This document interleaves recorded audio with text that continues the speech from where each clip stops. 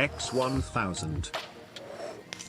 Welcome to the stream. Hi everybody, how are you all doing today? Hope you are all doing wonderful. And welcome to the most boring stream of them all. We've got some boring things to do today. And I thought, you know what? You can come along with me and be bored with me. We've got boring stuff to do, everybody. So climb aboard, climb aboard. We've got boring stuff to do.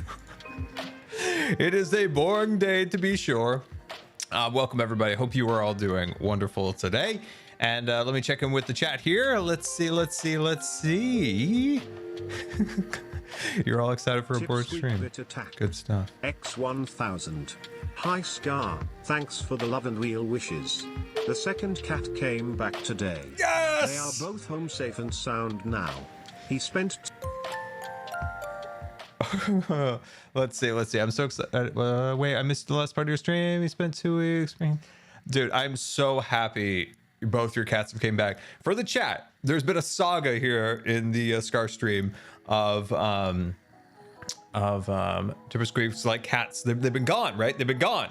And then one finally came back, and then there was one missing, and finally the other one has come back. So that makes me so happy that both cats are finally back. So all the good vibes and wishes, they worked. That's fantastic. So yeah, thank you for the bits, by the way, and I'm so happy that both your cats are back. Let me see. Tony J 1989, thank you for the 12-month resubscription, very much appreciated. That is right, 1 year, the gold badge, looking fancy. Embrace your inner wolf, thank you for the bits, very much appreciated. Thank you for the 2 months. And hey Scar, good to see you, sir. Well, good to see you, my friend. Let's see, Hens 10, you know me and names, mispronounce them. People come from far and wide to hear me mispronounce the name, but welcome aboard the Starship Good Times. Let's see, rights not reserved, thank you for the 13 months, very much appreciated. A whole year with Hawkeye, that is very true, a year and a month. Let's see, magnificent GNU, thank you for the 34 months. 34, that's amazing. Thank you so very much. And let me see. Let's see. Spookbird, thank you for the 10 months. Very much appreciated. Haven't been able to catch a stream in a little bit. So excited to catch this one. Well, I'm so sorry to tell you, this is a boring stream. So unfortunately, you caught the boring stream, but welcome nevertheless. Overflow, thank you for the 10 gifted subscriptions aboard the Starship Good Times. That is very much appreciated. Let's see. Let me check one chat.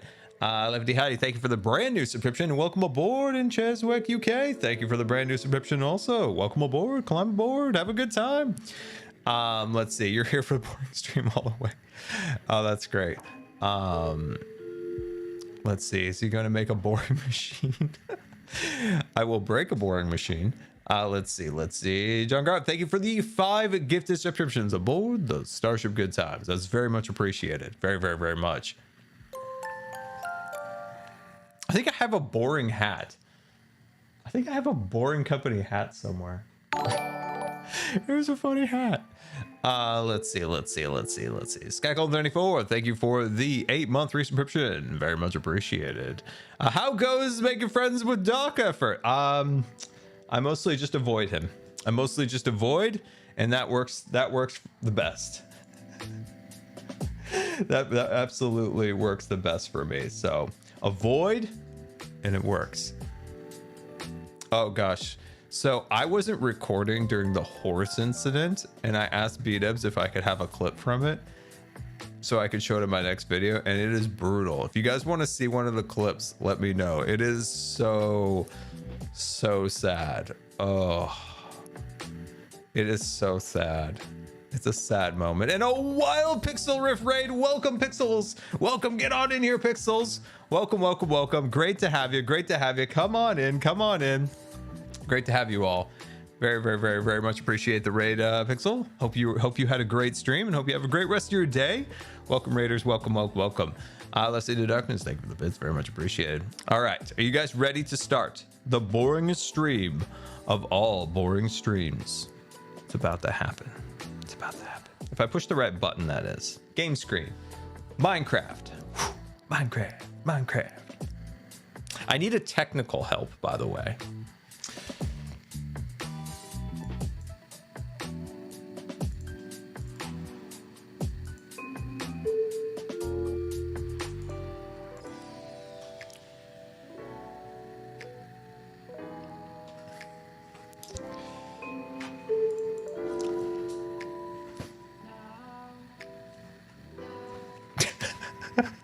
I can't. I told you this was going to be a boring stream. We just have a black screen.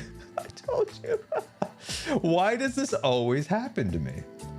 I'll never understand it. Oh, hello. Welcome, Minecraft. It's good to have you. Good to have you. Appreciate you. Appreciate you. I'm sorry, Raiders, that came from Pixel Stream. This is a boring stream. I do have to reiterate that. Okay, anyway, welcome to the stream, everybody. Welcome to Hermitcraft. Here we go. So I need your help, right? So we're going to be doing chess monster sorting. I told you it would be a boring stream. Casper447, thank you for the 5-month resubscription. Very much appreciated. This is ASMR Times with Scar. That's right. We are going to be doing the most boring thing of all time. We are going to be sorting resources. Now, I have a question. Okay? Because it's not all we're gonna do. This is part of what we're gonna do. So I need technical help. I need technical help. So if I put my camera account right on the loons, if I put it right here and I fly away, will my camera account keep this area loaded and the machine's working and clicking and moving and a minecart's moving around and stuff, right? It will work because I'm scared. Okay, it is. All right. Okay. All right. Star25080, thank you for the brand new subscription. Very much appreciated. Very, very much. Blue833, thank you for the 36-month resubscription. Wow, that's amazing. Thank you so much for the support. Very much appreciated. And Magnum V, thank you for the brand new subscription also. And Nikki Duziski, thank you for the 13-month resubscription. 1 year more than a year. That's amazing. My voice just cracked. Wait. Somebody said probably, and I saw a no. Uh-oh. Are we sure? Is there any technical person? Hey, Docson, guys, we can go ask him. He's our friend. Oh, Doc. Doc, best friend. Let me just put this on here. Doc, best friend.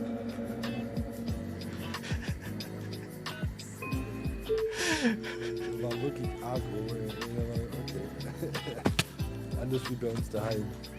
Doc! Mr. Handsome! I know I heard him. I know I heard Doc somewhere. Doc! Mr. Handsome! Smartest man in Minecraft! Achtung. I know he's around here somewhere. Doc! What? Oh, Doc, I'm just over here with my chat, my stream going here, and just wanted to talk to you real quick, the most handsome man in Minecraft. Wait, why is he moving so fast? Hi, okay, so my chat has given me mixed messages. Doc, you just have a beautiful glow about you today. It's just extraordinary. Anyway, so you know, I'm collecting the resources at the moment to destroy you, right? No, you would never. Right. That was green the whole time. Yeah. It was green. Okay, Doc. What do you want? Huh? Okay. All right. So so hypothetically, right? If this is the center of Scarland, right? Yeah. Okay. And then these are my storage things, like so. Okay, that's a bad example. If I put my camera account right here and I fly away, so I'm not in these chunks anymore, will my storage system keep operating? Like even though there's just a camera account in the area? Well, yeah. Like in a simulation distance we have is like 10 chunks. I think it's 12. Everything. No. Oh no. Oh, that's render distance. We have the render distance set to 16. Okay. But we didn't change our simulation distance accordingly, so it's still sitting at 10. I told Xisuma 8 times. Right now I'm working with 10. Whatever I build, based on 10. Okay. So yeah, but it's a pretty big area. So 20 chunks radius pretty much. You should be able to load. That should be. But if I flew away as like my main account, like me, and I left my camera account, my spectator account there, does the redstone still click and move? And yeah, it's like a chunk loader. If you sit okay, perfect. Okay, but you cannot spawn mobs with it also. Okay, that's okay. I just need the minecarts to move. Yeah, entities and redstone will work. Doc, you're so smart. Yeah, let me get back to. All right, everybody say goodbye to the smartest man and most handsome man in Minecraft. Hey, did you see my Twitter, by the way? I got jelly. You know I went to look and she was still with me. You know that made me go and look. Goodbye, handsome. But it was the cutest cat. Later. Oh gosh, oh man. Oh. All right. All right, that worked. Also, this song is putting me to sleep, so I'm gonna change it. I'm not looking at the screen. I'll probably die, but that's okay. All right. Oh, just at the last minute, swerved and avoided great death. All right, let's go get bored together. Let's get bored. Let's get bored together. We're getting bored together.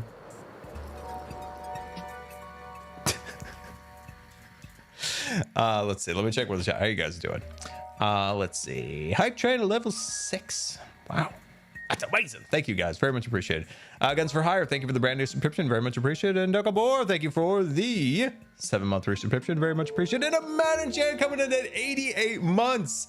88 months. Madden, welcome to stream, first of all. Hope you were doing well. Hopefully the family's doing good.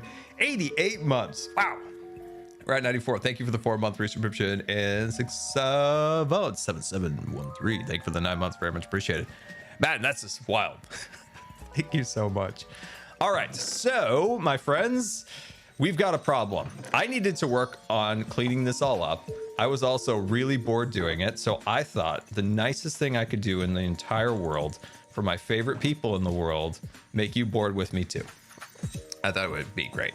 I did 81. Thank you for the 5 gifted subscriptions aboard the Starship Good Times. Okay, let's get bored together. But while we're getting bored together, while I try to figure out how to organize this entire mess here, let's see. This is just gonna be bad. Also, I need to double check that something is actually working. Last time I checked, for whatever reason, some people put items, and I think it was green, by the way. I'm not entirely sure, but I'm pretty sure it was green. Put items into my shulker sorter and not the loose items sorter. So if I put this in here, I didn't hear any clickety clacks. Did you hear any clickety clacks? I didn't hear any clickety clacks. My gosh, what do you can't even have a cleaning lady these days. It doesn't. Is it working? Oh, dude, it's finally working. Okay, this was not working before. It was Joe. Okay, all right, we blame Green. I'm sorry, Green. I'm sorry. Okay, so it is working now. Okay, fantastic, because I pulled out a bunch of junk out of this system. You can't see it, but behind this wall, if I had a pickaxe, you'd see it. There's a bunch of redstone just for item sorters. Okay, look at us, guys. Look at us. Look at us go. This is amazing. We're already getting progress.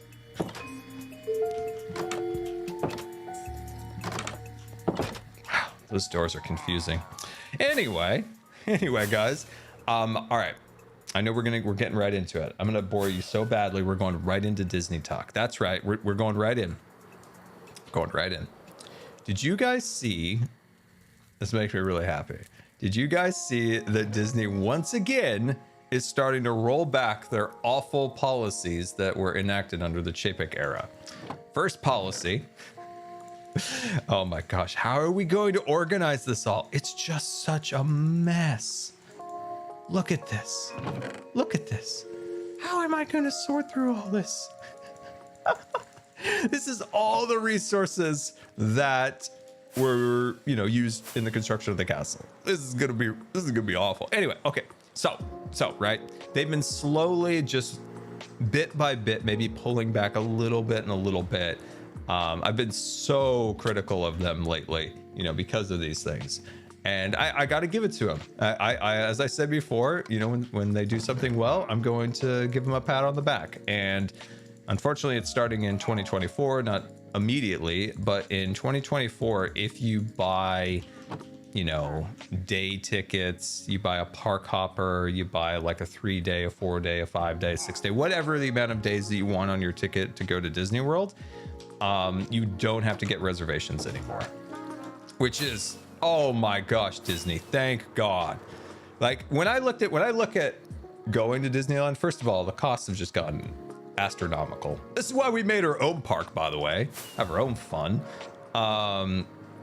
But also just the complexity of like, you need to make sure you get your reservations for your park. You need to make sure you get, you need to make sure you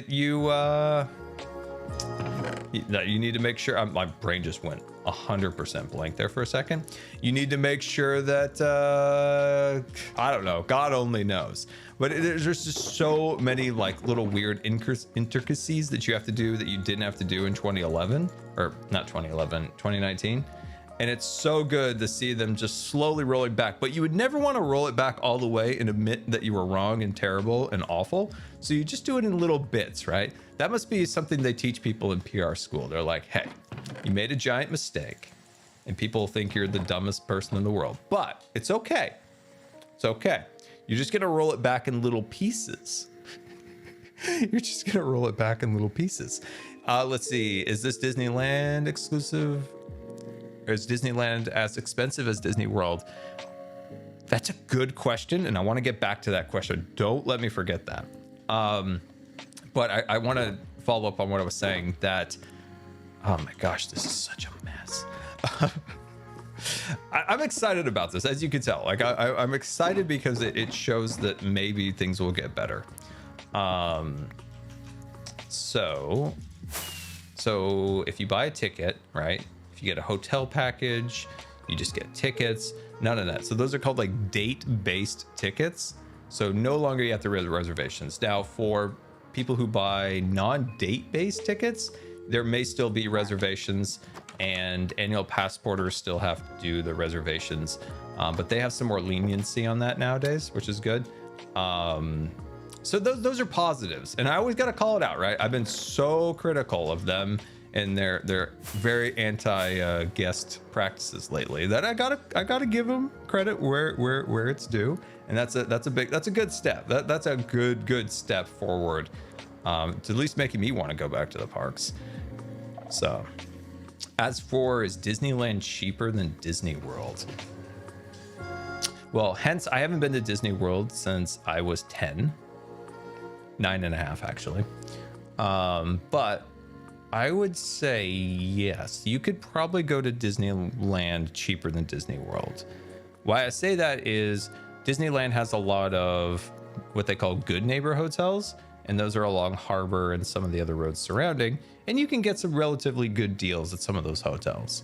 Unlike where in Disney World, you're kind of in a bubble, and those hotels have gotten outrageously expensive. So yeah, I would say Disneyland, you could spend less, right? Spend less staying at one of the, the Harbor hotels. And second, you could spend less days at Disneyland, go on more attractions and more rides, because little do most people know, Disneyland has a higher density attraction number than Disney World does. So like in the two parks, there is more attractions than Disney World in total. It's actually a real fact. So yeah, I would say you could probably, wait, my camera account? What's wrong with my camera account? What happened? What happened? I'm checking on it. Is it still here? It's still here. Don't worry. Don't worry. Don't worry. It's there. If it's not there, we break the whole system. It would be really bad. So yeah, I would say it's cheaper to go to Disneyland, but don't take me 100% on that. I'm talking 2019 numbers. I haven't looked. I haven't looked in a while, but I just got to say, like, you got to give credit when somebody does something good. You got to give them credit, even though you've been frustrated with them and their awful policies. It is good. It would be nice if Disney went a little more or less like, hey, everybody. Sound like Mickey Mouse. Oh, everybody, get your phones out, everybody. Stare at your phones. Stare at your phones, everybody. So yeah, let's work Disney towards, let's maybe do a lot less phones. Would be great. A lot less needing your phone. I don't know about you, but if I would go to Disneyland or Disney World, the last thing in the world that I want to do is look at my phone. I might be just completely wrong in that. Maybe people are just so addicted to like they just can't stop. They're like meeting Mickey. It's like, just a minute, Mickey. got a text. Still texting. Like I would, the last thing I would want to do is that. Like I would want to get away from the phone. Like that's what I'd want to do. Only to take pictures, right? Yeah. And I would probably set it so I would only be able to take pictures with it. DTG Coach, thank you so much for the 47-month resubscription. Very much appreciated, my friend. Very, very, very much. Yeah, Disney used to consider themselves like, quote unquote, like an escape, right? They take you out of the world and they put you in these stories that they've created in their own little worlds, right? Unspoken Mouse, thank you for the brand new subscription. And you know, that's kind of how they would design their things, that you would leave the world. And I've talked about this before, but it bears repeating. When the park was first opened at Disneyland, right? You had your turnstiles, kind of went off in like a half moon shape. And on the far end here, you had a shop that was split in two, right? So this shop was half in the park and half out of the park. So in the park, it sold your mouse ears, your film, and all those things, right? Film, right? Back in the olden days. So the shop was cut in half, right? So it had like park related things. And on the opposite side of the park, so outside the park of this, because it was cut in half, it sold newspapers. And it was designed to show that you were leaving the world of today and entering the world of, you know, fantasy frontier, but you know. So it was such a cool little thing to show like you're leaving the world. And I just thought that was such a cool little thing. Obviously they got rid of that and God only knows what they're selling there now. Just some junk. But it was such a cool thing back in the day because everything was designed to like pull you out of the world and take you in another world. So yeah, I thought it was super cool. Well, the shop was cut in half via like basically like the turnstile fences and stuff. How long ago was back in the day? That's a good question. How long ago was back in the day? Well, I mean, that's relative for anyone. Back in the day to me, I guess, would be like early 2000s if I'm talking about film, I guess. I don't know. I don't know. Let's see. Why is he only taking one box at a time? I don't know. I said it was a boring stream.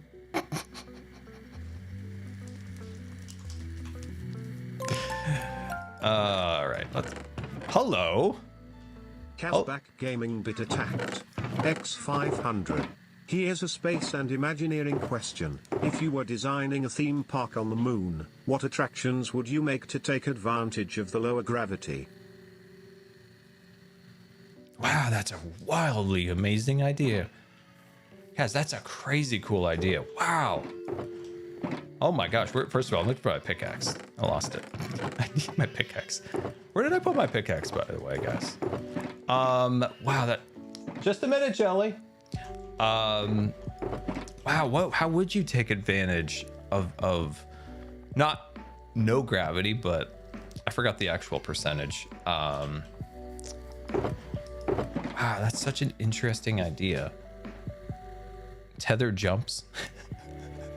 Like you're tethered, you get like launched up into space and then they pull you back down, right? Bouncy castles. I love the idea of like you're tethered, right? And then they launch you and you just like fly up into the darkness and they pull you back down. It would be terrifying. I really would love my pickaxe. What happened to my pickaxe? Oh well. Man, see, this is the problem of trying to organize this. Everything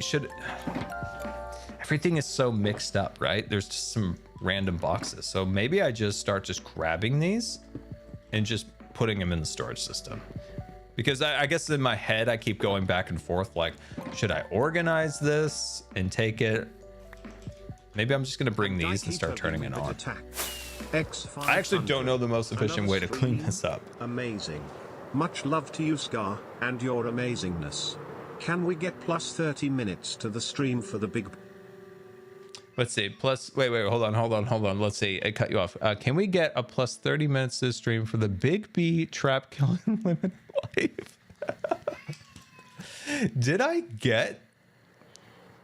Wait, hold on a second. Are you telling me that I could have got an extra 30 minutes because I did get that why can't I say Big B? The Big B trap kill. I was robbed of 30 minutes. Oh, man. Oh, that's a bummer. Oh, so if you guys don't know, we watched the Lego, I think it was it from Awesome Studios or Amazing Studios? We watched their Every Death in Limited Life in Legos, and it was just amazing. And what we found out was that my trap that I set at the Nosy Neighbors actually went off and killed Big B, but I didn't know that. I'm pretty sure nobody told me just to have lols, considering how frustrated I've been about not getting a kill with a trap. So that means that I did not get my 30 minutes. Gem, I was robbed. Thank you so much. Jelly, please stop. Gem, thank you so much for the raid. Welcome, raiders. Welcome to the most boring stream on Twitch. You're about to witness a magnificent event here. We're gonna actually, you know what? Let's turn the storage system on as it was intended to be turned on. Hold on. I've never pushed this button, and this is the actual way it's supposed to be turned on. Bam. Oh, look at that. I even rigged up the lights. Take that, Doc. Who's the redstone genius now? So yeah, now the system is actually operating and sending out minecarts and stuff like that. Sweet. But yeah, welcome everybody. Welcome to the stream, and thank you, Gem, for the raid. Very much appreciated. Hopefully you guys had a great time over at Gem's stream. Did she slay Etho 26 times? Did she slay Etho 26 times? Not today. Sadly, not today. Okay. I also, chat, I did lose my pickaxe, so if anybody remembers where I put my stuff when I clear my inventory, that would be appreciated. That would be appreciated. I do not know where I stored it. Be great. So we are organizing things and just ranting about my tentpole topics here on stream. It's in the orange shulker. No. Sadly, no. Will we ever find it? I still look at all this mess and I'm like, I don't know how to organize this. So I'm thinking maybe some of the boxes like this, we manually sort and go put in the machine, or go put in a specific box, like all of these boxes of sand. And then we just clear out all this miscellaneous stuff and put it in the sorter. I think that might be the bigger brain move than what I was doing. So I think that might actually work out. All right, let me check my chat here. Hey, nobody, thank you for the 10 gifted subscriptions aboard the Starship Good Times. Thank you so much for the support. Very much appreciated. Leonard coming in at 47 monthly subscription. Very much appreciated. Andy coming in with 500 bits. Very much appreciated. Once again, I don't think I thanked you because I went on my rant. What is the most efficient way to organize this? Should I just grab out empty shulker boxes and then just throw all of this in it?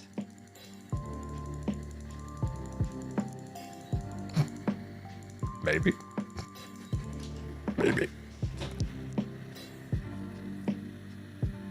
Let's see. Hey, Scar, I'm going to Disney in July and bringing my Scarland hoodie. Oh, I love it. Please, if you want, post a picture in the Discord or somewhere.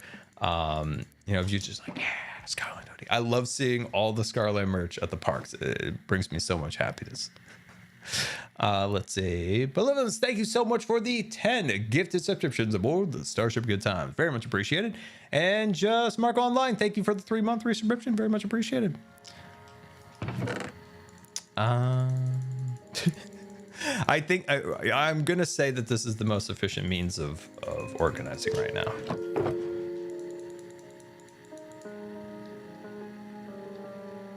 Mumbo made a new button in the shopping district. Oh, he did he? Oh, he did he? Well, we're gonna have to take a pit stop and take a peek at that. And a wild zombie Cleo of the armor stand variety arrives. Well, hello there.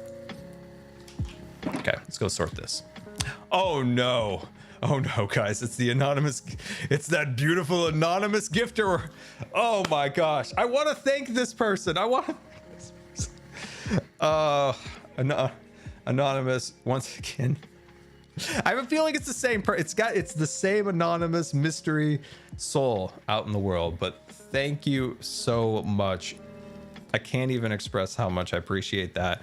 Not only supporting the stream, but also giving subscriptions to people who maybe can't get one, and now they've got the jelly emotes. They can join the Discord. So thank you so very, very much. I can't even put that into words. That is so appreciative. So yeah, thank you so much. That's just beyond generous. Beyond generous.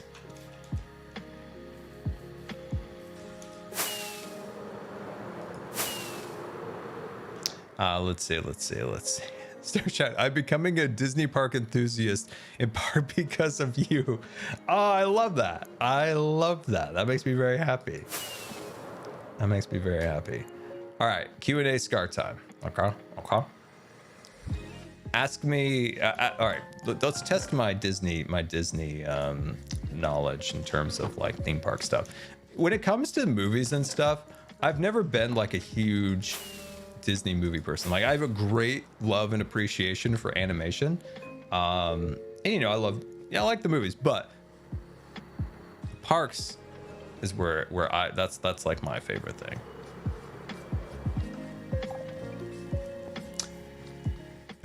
Dr. Med, thank you so much gosh, you guys are just too much today. Dr. Med, thank you for the 10 gifted subscriptions in Universe 1998. Thank you for the 3 gifted subscriptions to the community. That is very, very, very generous of the both of you. Very much appreciated. Do I prefer 2D or 3D animation? I prefer 2D. I love hand-drawn stuff. It's just my favorite stuff. It is my favorite. And I'm not taking anything away from 3D, because there's lovely and amazing artists that work on that stuff, but that's just my preferred style, quite honestly. And I really wish that like computer generated CGI could get to the point where you could mimic more of like the 2D hand-drawn look. Bo_darling bit attacked. X500. Sorry, not park questions, but I would love to know your opinions on the finale for both Mandalorian and Bad Batch, because I was a little underwhelmed. Oh, sorry, it always gets cut off, but a little bit underwhelmed to be. Oh, the Scarvis cut off one character of what you wrote. Scarvis. Okay, yeah. We could do a bit more of a review on these things. So as a whole, I thought Bad Batch, I think I like this season the most out of the 2 seasons. There are some episodes that it feels like you kind of like trudging through mud. It feels like you're just trudging through mud, and it's like, what are we doing? But the episode with Cody, oh my god, that was really good. The episode with Palpatine, oh my god, that was like my favorite Palpatine scene, I think, of all time. And there's a lot of Palpatine out there, so I was beyond floored with how great that was. As for okay, this is gonna sound really bad, but I almost can't even remember the finale. Oh, okay, I remember now. See, that might be an issue of it. That yeah, the end maybe was a little underwhelming because I literally couldn't think of what happened. Oh, that's so bad. But no, I overall did like it. I could see how the ending was, you know, it didn't really do too much. But yeah, I can't believe I forgot the end. Oh, that's bad. But like I said, I loved, this might sound also as awful as me forgetting the end, is that the episodes without the Bad Batch were some of the better episodes, which is weird, right? At least for me, like I love the episodes with Crosshair, Cody, and those episodes with like Palpatine, but I don't know. Like I said, I thought it was actually a little bit better than the first season, even though the episode 1 was fantastic of the first season. So when it comes to Mando, that I would say, I'll be honest with you, I was a little bit underwhelmed by Mando a little bit. It just there's something felt very off about the whole season. And it's not that there wasn't good parts to it, things that we enjoy, interesting stories to be told and said and stuff like that. There was just from the very beginning just a feeling of something not 100% correct. Like just I guess it comes to me that I feel like there was some moving pieces that did not get aligned after season 2 concluded. And I always go back to the fact that Book of Boba Fett had 2 episodes of what felt like Mandalorian. And I really think that they missed a lot of story beats of having Mando and Baby Yoda separated and how that impacted both of them. Instead, it was basically just this rush job of like getting them back together. And to me, that smells of corporate, that smells of like corporate nonsense. To me, that sounds like Bob Chapek and Kathleen Kennedy were like, get that Baby Yoda back on the screen right now. I can picture both of them like, we gotta pump these numbers and not thinking about like the artistic thing, right? Like how is the best way to tell this? That's why when I look at that, I'm just like, this has Bob Chapek, and because he was still the CEO at that time, and Kathleen Kennedy. I bet they both were like, get that Baby Yoda back on the screen. I don't know. I'm just making that up probably, but it felt like that is why it got rushed so much. I just feel like there were so many story beats that were just missing. But you know, like I said, with Bad Batch, I still enjoyed it. It was still good. It just felt like there were so many times where it was like, and I think you guys probably know my personal opinion on this. I really, really dislike cameos in Star Wars. There's a reason why like they chose actors that generally weren't like well known, and when they have cast actors that have been well known like Woody Harrelson, or you know, these actors that they did cast, they weren't Woody Harrelson or they weren't these particular characters, they were the characters of Star Wars. And like when they brought Jack Black in, it was just Jack Black in Star Wars, and it just felt like a weird parody, and I really didn't like that. I wasn't familiar with the singer, so I just thought she was just an actor. I was like, but Jack Black, obviously, you know. But maybe it was a good thing. Maybe it was a good thing because I saw the funniest tweet that I've ever seen, or at least I haven't seen in a long time, was that thank God that the Mandalorian revived a failed gaming YouTuber's career, which I thought was really, really funny. But yeah, when Jack Black was on there, I'm just like, oh God. It's nothing against him. It just felt so out of place. And even the doc, like, you know, you love the doc from Back to the Future, and even that just felt odd. I don't know. There's just certain things of that season that to me that didn't make any sense. And you know how much I love the season 1, 2 of The Mandalorian. So I enjoyed it, but there were some parts in it that just were like, the pirates were iffy. It's like stuff like that was just so on the nose. Like, we're pirates. We're also wearing like red and white striped shirts, and our ship literally has a sailing wheel. I can forgive that stuff. It was a little goofy, but I can forgive that stuff. Like that's just silly, like nitpicky stuff. I guess the main thing that I'm gonna say that I don't know. It's so hard to put my finger on like why the season fell off. It's so difficult. It's not instantly like understandable. Like what went off? Like I know when I finished the episode, the first thing that finally came into my mind that it's how I felt when Lost concluded, where it felt like there was a lot of like incredible like plot points that were just like pushed aside just to conclude. And maybe that's why, you know, they built up this whole thing with, you know, with Baby Yoda, you know, his midichlorians and the clones. And then just in like one push of a button, that whole like story just poofs and gone. Just pew. That's like, dang, okay. So you built that up for all these seasons just for like Mando to push like 2 buttons and now they're just dead. Just woo. I just feel like that there could have been a little more payoff. Maybe the clones could have, you know, maybe come to life and tried to start fighting. Maybe just give it a try. I know that's really nitpicky, but it's just how I felt. Like it just felt odd.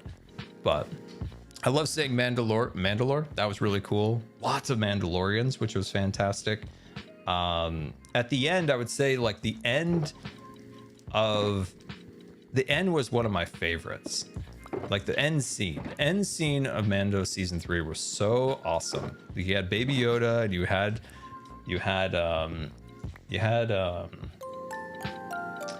Mando, and they were just chilling. They were just chilling out in their cabin. And it made me so happy. I want that as a Lego. I know nothing about Baby Mandalin, but R2-D2 is still my favorite Dalek in Star Trek.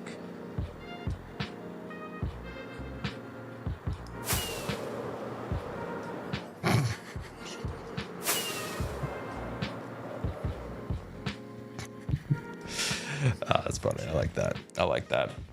But yeah, I don't know. I enjoyed it. I watched every episode as they came out at midnight.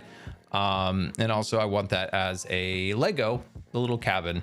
And it really followed kind of the arc of a 1950, 60, whatever, Western, where, you know, like the gunslinger comes in, saves the day, but then is cast off and just lives in his cabin. which is, you know, it's interesting that's how they played that, which is good. You know, I think it worked.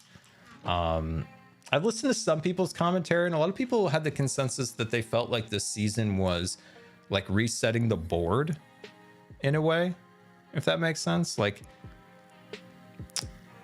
Mando ended so perfectly in season 2, and they kind of need to set it up to go into the future. And they kind of needed to put Bo here, and they needed to do this, and they needed to do that. So it was kind of like a setup season, maybe like moving players off the board, bringing players on the board, etc. So maybe that's the case. Still felt awkward. Still was an awkward writing. It just had such a different feel. It did feel a little bit like Book of Boba Fett in a way. I need to check these to make sure that they're still working.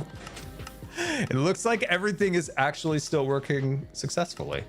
Man, this is exciting, actually. Let's go check our overflow bin and make sure that's not broken. Felt rushed. Yeah, it just felt...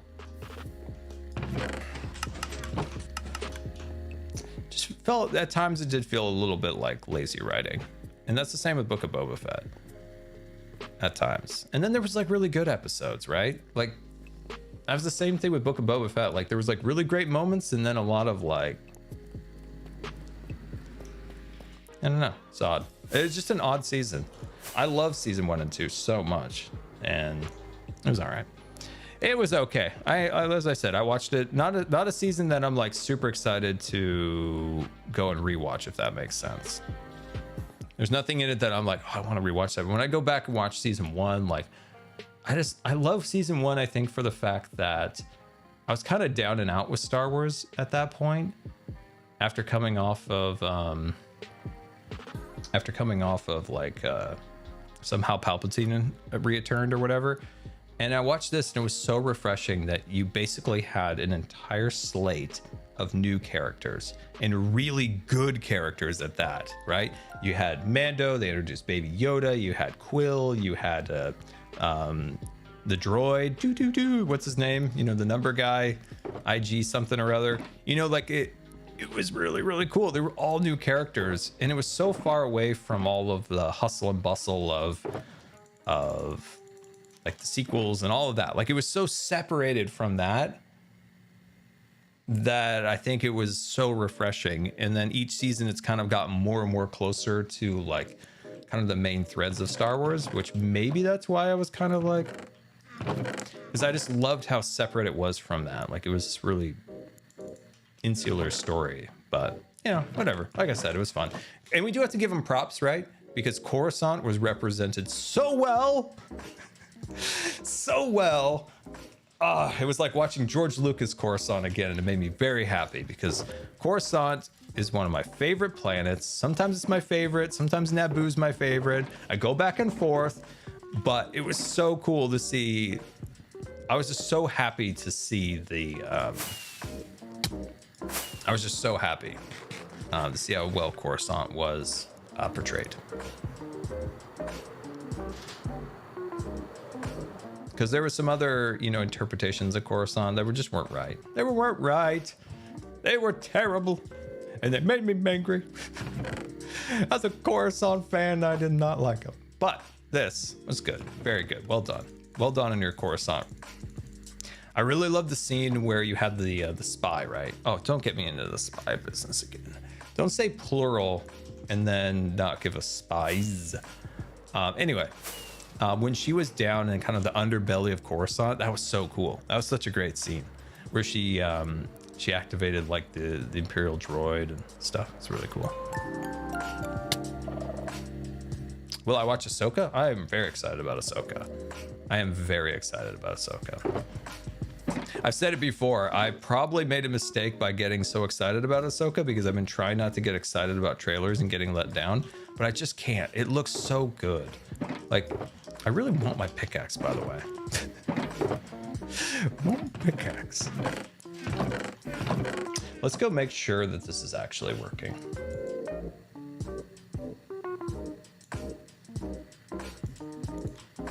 All right, I'm in my camera account.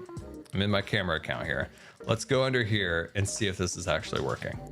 I just get really paranoid when I'm operating this that it's gonna break, but it really does look like it's efficiently moving. Like it really does look like everything is doing what it's supposed to do. Look at the little mine carts. Look at them go. Look at them go. Look at them go. All right, let's go over here. Make sure all of this is going well. Nothing's getting backed up. Okay, this looks good over here. Good, good, good. Can I open these? Yes, yes, we're not losing minecarts either. Oh, this is perfect. Let's just do a cursory check to make sure these are still... Okay, looking good, looking good. Oh boy, this one always breaks. If you guys could tell me why this always breaks, I'd appreciate it. Oh, this is good. Oh, good. None of the problem chests except that one are broken. Nice. X1000. Thrawn, Zon's vision of him anyway, is the best villain ever written. Let's see. Thrawn's vision of him anyway is the best villain. Yeah, so I've read the first, well, the canon version of Thrawn. I keep meaning to go back and watch. I keep meaning to go back. My brain just shut down. I keep meaning to go back and read the one that's not canon. whatever the one is not. Quiet Jelly. Is everything okay, mods? People getting wild? Yeah, the first one, the one it's legends that they uncanonized or whatever. I need to go back and watch that. I really want to see that.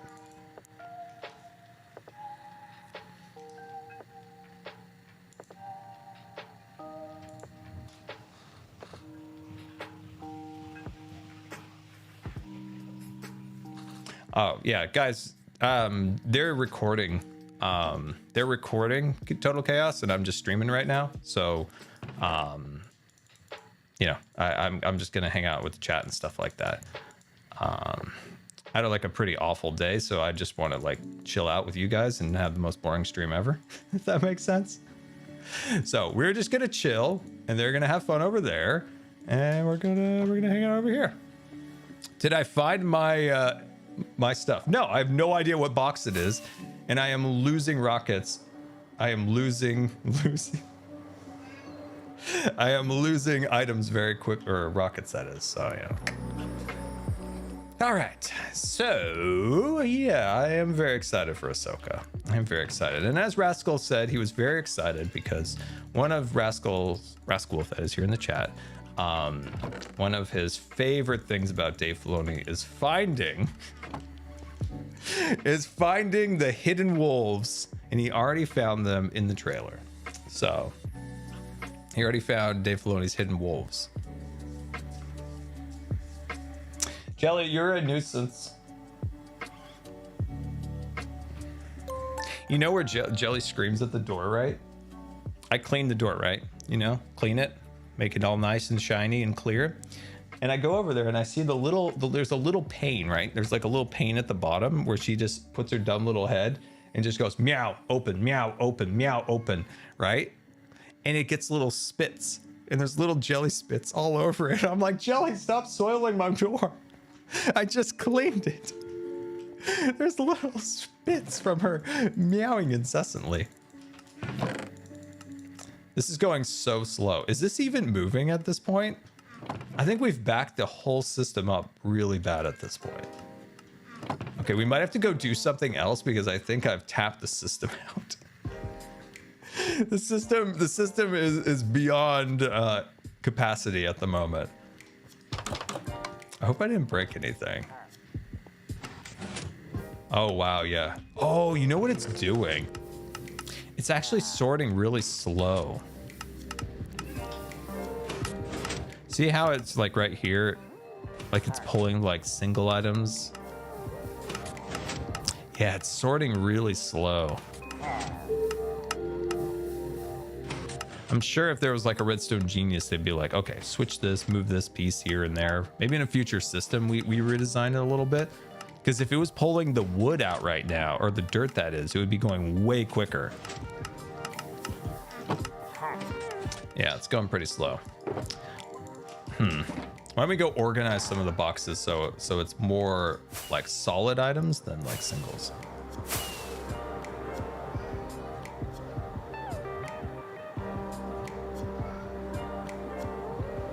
Yeah, it's such a good system, but I think I have like a bit of a bottleneck in it. By the way, for you computer experts out there, I'm still looking for my stuff. What box did I put it in? Somebody mentioned the ender chest. I don't think so. No, my ender chest is full. Did I throw my stuff into the storage system? Where did I put it? This is the most frustrating thing ever. Ah, there we go. Sweet. That's gonna make life a lot easier. Okay, let's do some manual sorting. So let's do it this way. We're gonna take these. These are all sand, and we're just gonna put these in the box as they're supposed to be. As they are supposed to be. All right, let me check them in the chat. Oh, computer question. Yes. So I feel like I might be getting close to needing a new computer. Not yet, but soon. Maybe within this year, maybe early next year. Are we in a better place than we were the last few years when it comes to PC components, availability, price, etc.? 29-bit attacked. X1000. Heyo Scar. Southern Oregon are here. Are you as tired of the rain as I am? Lol, have a great day. Oh, Husky, thank you so much for the bits. Very, very much appreciated. You know what? Sun has come through the window, and it's a very good thing. Sun has come through. Yeah, I feel like we've gotten a lot of rain this year. A lot of rain. So yeah, I am excited for some rain-free time. I want to go on the off-road wheelchair. want to do some stuff like that. And yeah, it'd be really nice to get some time away from the rain. 100% agree. Yeah, so what do you guys think? What do you think? Prices better, availability better?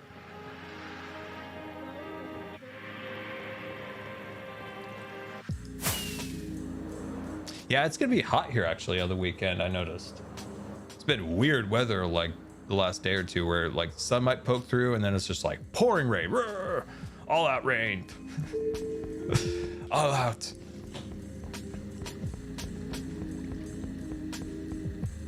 Availability is better, prices not really. Okay.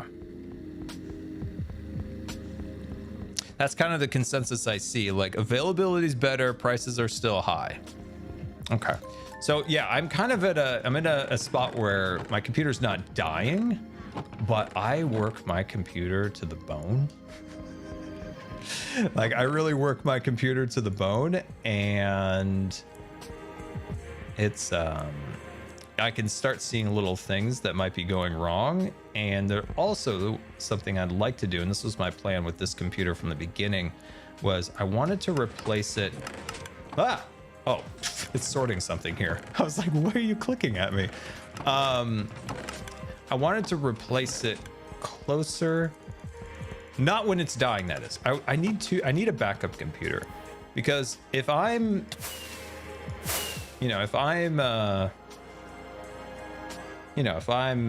making videos and I'm streaming and this computer breaks, then I'm out like 2+ weeks from making videos or streaming or doing anything. So I need an actual backup. That's something that can be backup. So when this computer was like getting closer to its age, I was going to say like, all right, I might replace it a little sooner just so I can have that emergency backup computer, because if I don't have it, can't stream, can't make videos. And yeah, I don't want to pull a Cleo. Yeah, Cleo reminded me that this was my plan from the beginning when that happened. Because I've had this happen too, where my computer's broken and like I'm just weeks sometimes without a computer. And it's like I can literally do nothing. And plus like half my life is on my computer. So I'm like, I can't do anything. I can't do anything. So some of these boxes are full, right? So these boxes, I can maybe do a little bit of sorting myself on them. X500. Intel-based CPU for Minecraft. Impulse has a newer computer. Ask him what his FPS is in Scarland for comparison. That's a good point. Whatever Green has, we don't want. TerraGlow's bit attacked. X500. Just visited the Hermitcraft Season 8 world to enjoy Docm and your builds. Love that season so much. Also, I may have organized... Wait, you may have organized some chess monsters for fun. Mazoodle bit attacked. That's great. X500. Totally true Scar fact of the day. Scar is a huge fan of Twilight and is totally Team Edward. Hashtag rain.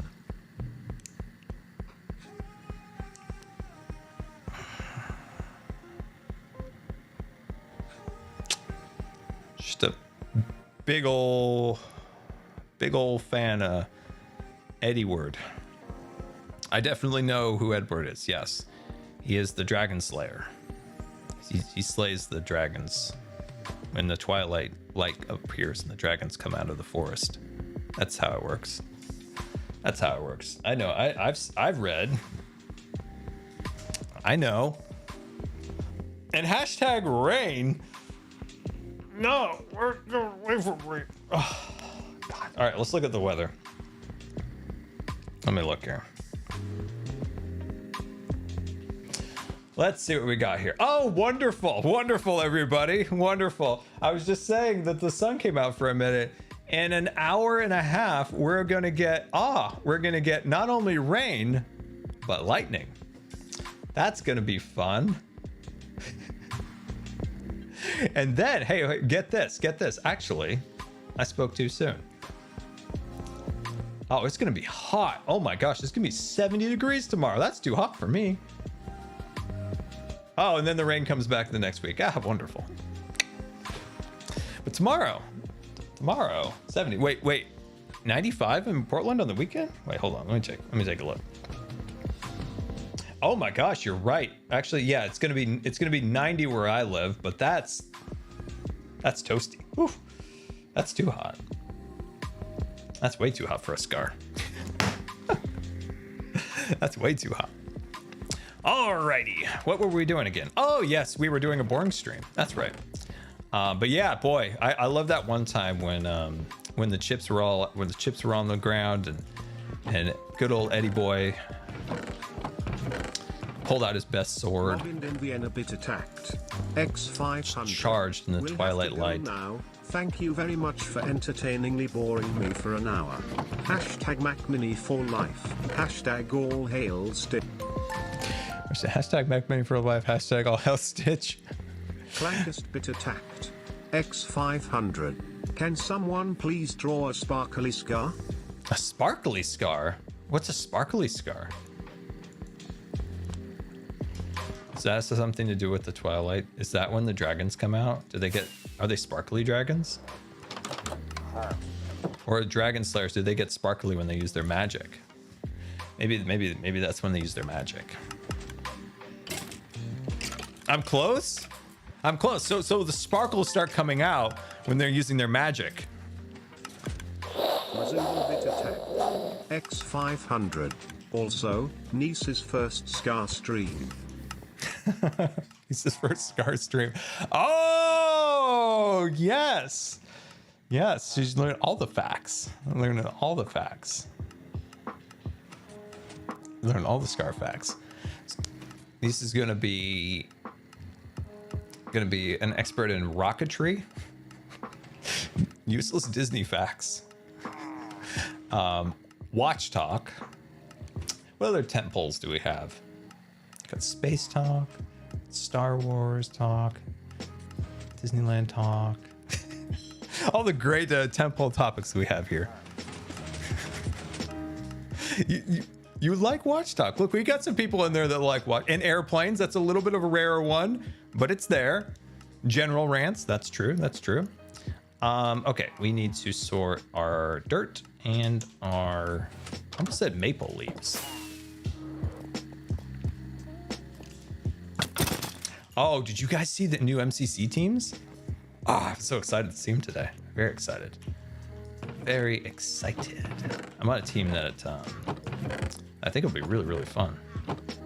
I'm on my training arc, by the way. That's right. I'm on my training arc. I've been on my, I'll say this. I've been on my training arc since the day MCC ended, the last one. That's right. I haven't stopped. I go on the practice server late at night, do some practicing because I refuse to be on the bottom ever again.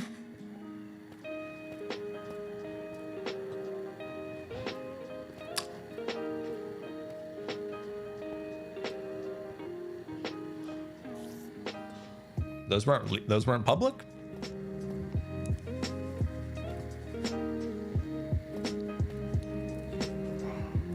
Scott's the best, isn't he? Oh my gosh, just the best. Man, I've made 3 enemies in 2 weeks.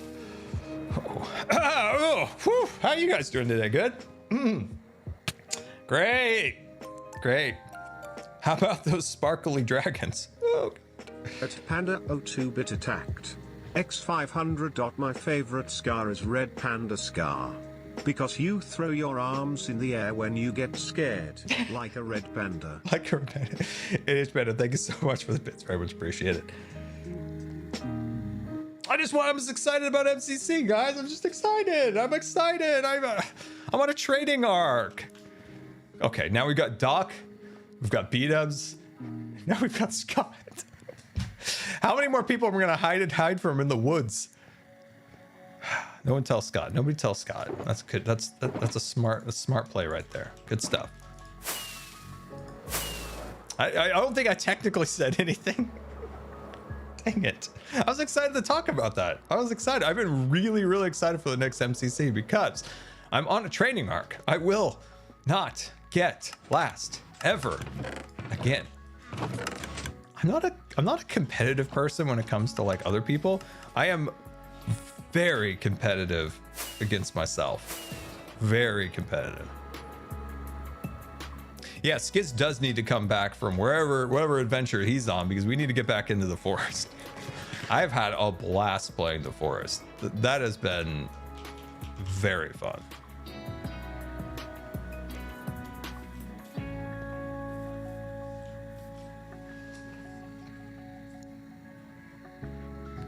Q&A, if you were to describe Star Wars to someone to get them interested in it, how would you describe it?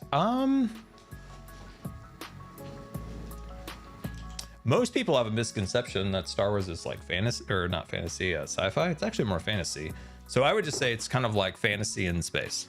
So if you're a fan of like fantasy stuff, I think you can get really into Star Wars. Whereas, you know, Star Trek is very science fiction, like, you know, the regulators on the aft manifold have slowed down, injecting pure blue packed Cinderella ice into it. You know, like it gets a little mumbo-y jumbo-y. But Star Wars, I feel like Star Wars is something that's easily gotten into, right? I think I don't know, that's probably an awful way of explaining it, but it's probably how I would do it.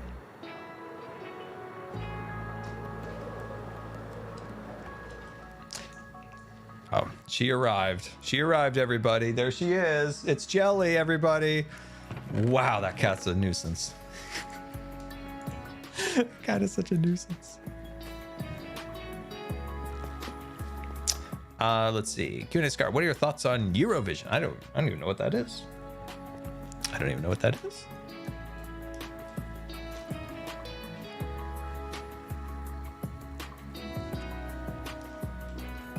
Never realized Star Wars was fantasy. I think it is. I think Rascal would agree with me. Rascal? Rascal? I think it is. To me it is. That's how I see it. Rascal's thinking right now. He's like, do I agree with Scar, or is he a big dum-dum? There he goes. He agrees with me. Rascal is our resident expert. So, if we need Star Wars questions, we ask Rascal. I know I've got packed ice in here. At least I thought I did. I agree. Mando is a Western. It is. And did you see something purple over here? I swear I saw something purple there. Anyway. Yeah, it definitely has a Western vibe. Wow, we're really backed up. We are really backed up. We are really backed up. Ah, man, cleaning lady. It's sorting so slow right now. So you can see like that's actually pretty speedy. But if it's gonna start pulling like smaller items, it's gonna get a lot slower.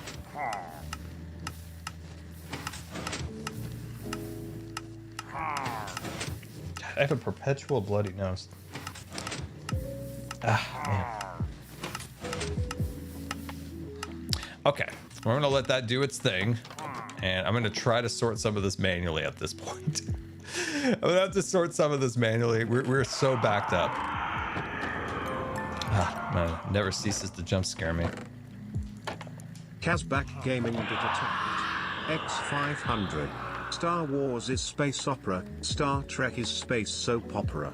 They even get most of the soap opera tropes like evil twins. That's actually really true. Oh, that's hilarious, Kaz. That is true. Man, I really miss Next Generation. I really need to do a rewatch. It's been a while.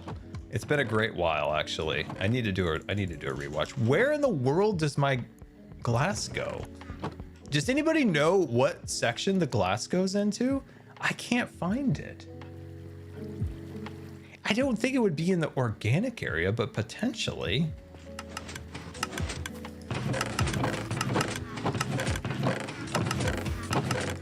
So, I was told that Picard was awful, right? By one person. It was like, yeah, it's terrible, don't bother. And I'm like, well, I was really excited about it. And I just never got to it because then I realized I would have to like get another streaming service. But now the same person's like, oh my God, Picard's amazing. You have to see it. And I'm like, getting some mixed messages here. I'm getting some mixed messages. But then I'm still like, I just don't want to subscribe to another streaming service. Yeah, why am I hearing that Picard season, why am I seeing Picard season, whatchamacallit, is so good? Like, what's good about it without being super overly spoilery? I have zero context. So anything will be, so yeah, I don't know anything. Pirate's Life for me. Is that a hint to what season 3 is? Who is Picard? Jean-Luc Picard of the Starship Enterprise. Sorry, I can be a bit of a nerd sometimes. I apologize. It's a reunion? Oh, it's a reunion. Am I gonna have to get whatever streaming service it's on? If it's a reunion, I'll go back and watch it. If it has the crew, if it's got everybody, then I might have to get whatever streaming service this thing's on. I'm tired of streaming services.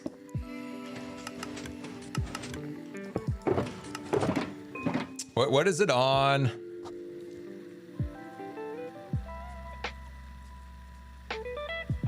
It's on Prime? I thought it was on that one with the mountain. Oh, Pirate! Oh, you silly gooses out there. I get it now. I was like, why are you guys talking about Pirates of the Caribbean so much right now? You silly gooses. Oh, it's on Paramount. Okay, yo ho ho, Pirates. You guys. Man, I might be the slowest person on Twitch. It takes me about 10 minutes to catch on to anything in the chat. Oh gosh. I do want to see a reunion if that's the case. I'd be 100% down for that. So I might. Well, if I get Paramount, I guess I could finally watch Top Gun. Anything else on Paramount worth watching? I'll do it for a month and just binge everything. I'll be like, I got my money's worth. South Park is on Paramount? Survivor. Oh my gosh, that's hilarious. Oh man, I haven't watched Survivor since I watched out like the original seasons, like the the first stretch of them. Nickelodeon cartoons are on Paramount, so you're telling me You're telling me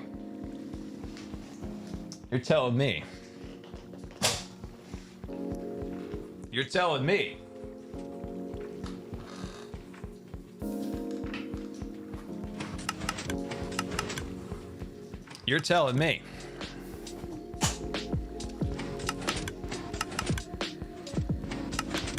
that the greatest cartoon of all time, Cat Dog, a cat and a dog, well actually no, the camera's reversed, a cat and a dog joined here at the rear, is on Paramount Plus. Is it on there? It is? Oh, okay, maybe I will subscribe to another streaming service because I want to see this reunion and I want to see Cat Dog. You may have got me now. Hey, Arnold is on there too? And with a woof and a purr, a baby was born. Cat dog, alone in the world with that little cat dog. There you go, there's the song. Well, I very well might then. Like actually, that might be enjoyable. An anonymous gifter again. Oh man.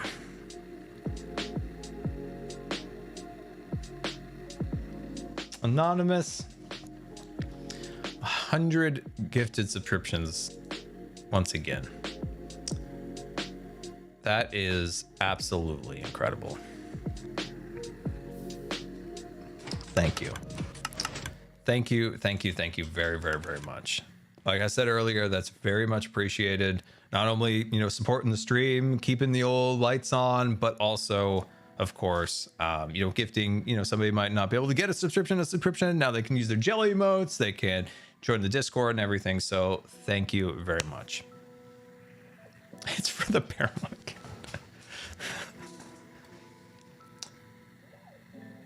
Hey, Scar, do you remember the Cat's Eye episode where they are at the store with the auto door?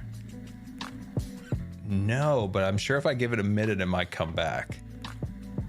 It might come back. Are you sure this is a boring stream? Oh, it's very boring. The boringest of them all.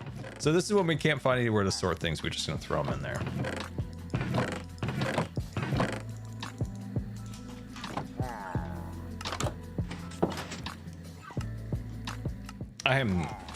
I'm so good with Minecraft doors.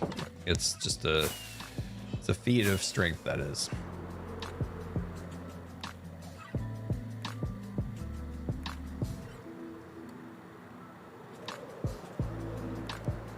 There we go. But yeah, if you guys have any Q&A questions, you can always go, hey, hashtag Scar. Hashtag Q&A Scar. So if you have any questions, just hit me up. Man, some of these boxes are gonna really need an actual, like, some of these are gonna really need to go through the sorting system. Like, we can grab some of this stuff and, you know, sort it ourselves, but other stuff, oh my gosh. This is a disaster. But I'm doing a good job. I'm being a good Scar and trying to do his best. Try to do his best by being as clean as possible. This is just wonderful. It's just a wonderful moment of cleanliness today. The castle's amazing. Well, thank you. Appreciate that.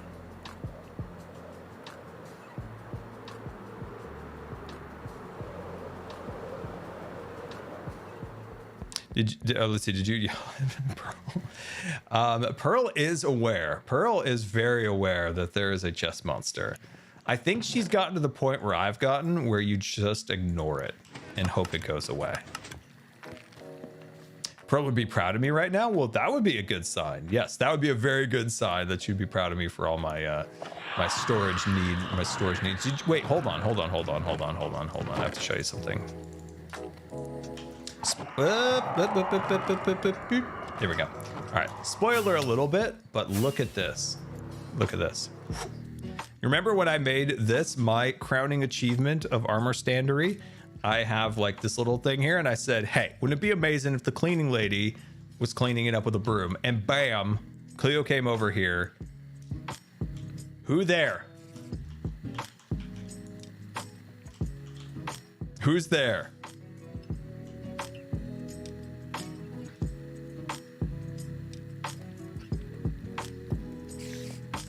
Get back here! Get back here! Get back here! Who's spying on me? Who is that? Anyway, I thought this was really cool of Pearl sweeping up the popcorn. So I thought that was awesome. Speak now.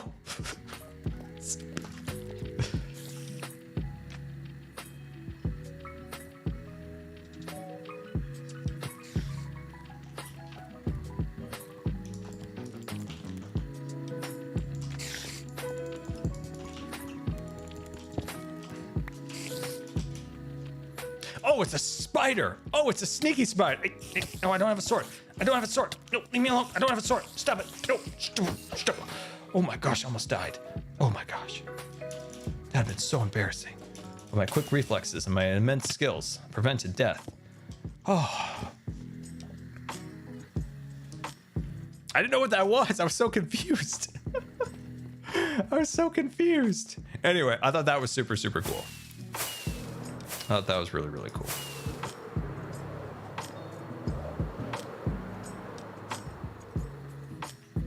All right. Oh my gosh. Oh it's so bad. It's so bad. So bad. But look at me go. Look at me go. Organizing away.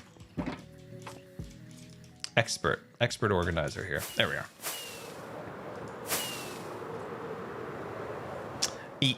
Eat. Ah. Oh dear. Oh dear. We almost had an accident there. But my quick and powerful reflexes prevented great and disastrous accidents.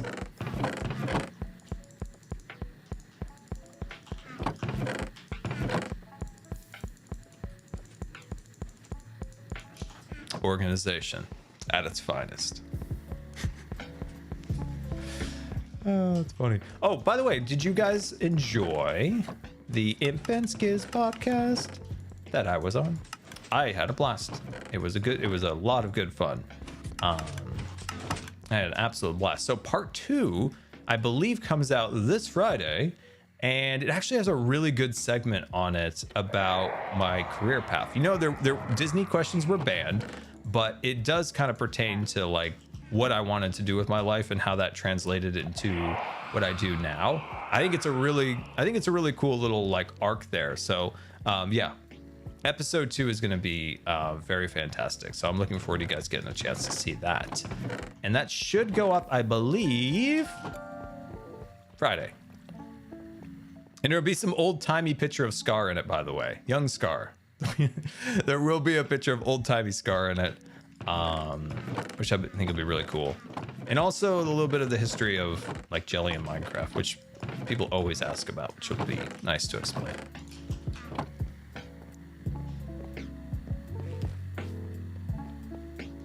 Let's see. How are you, Scar? If you don't mind me asking.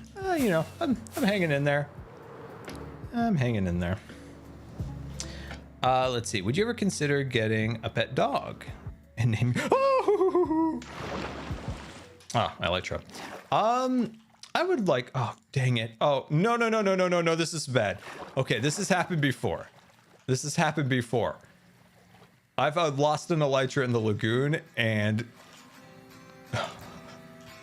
Oh, crud. I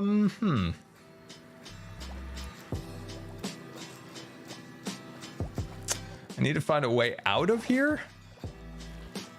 It's not great.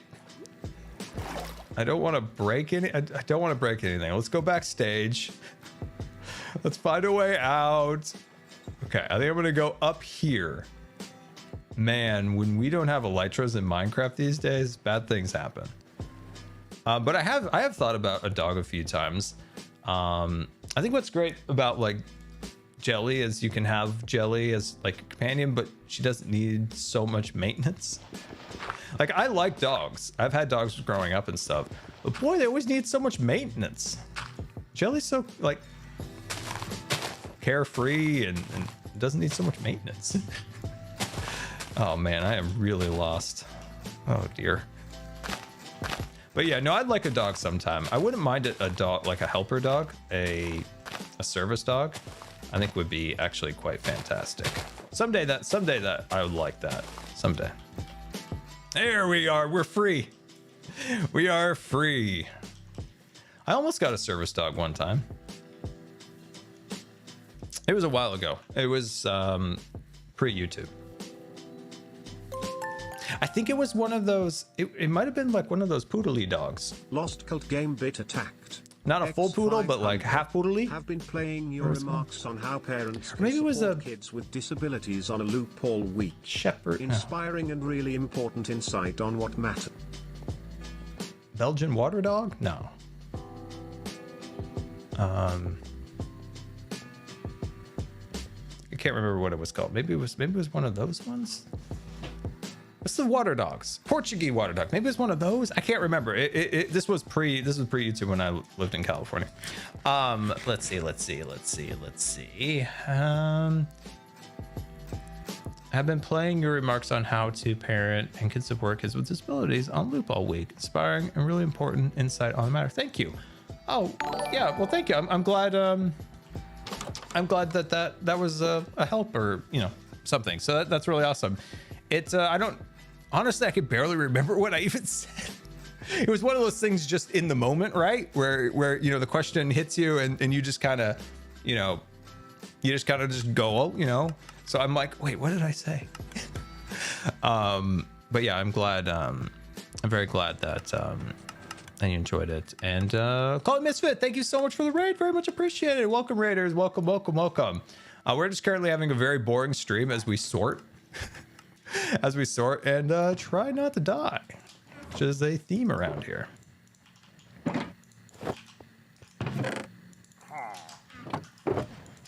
There we go.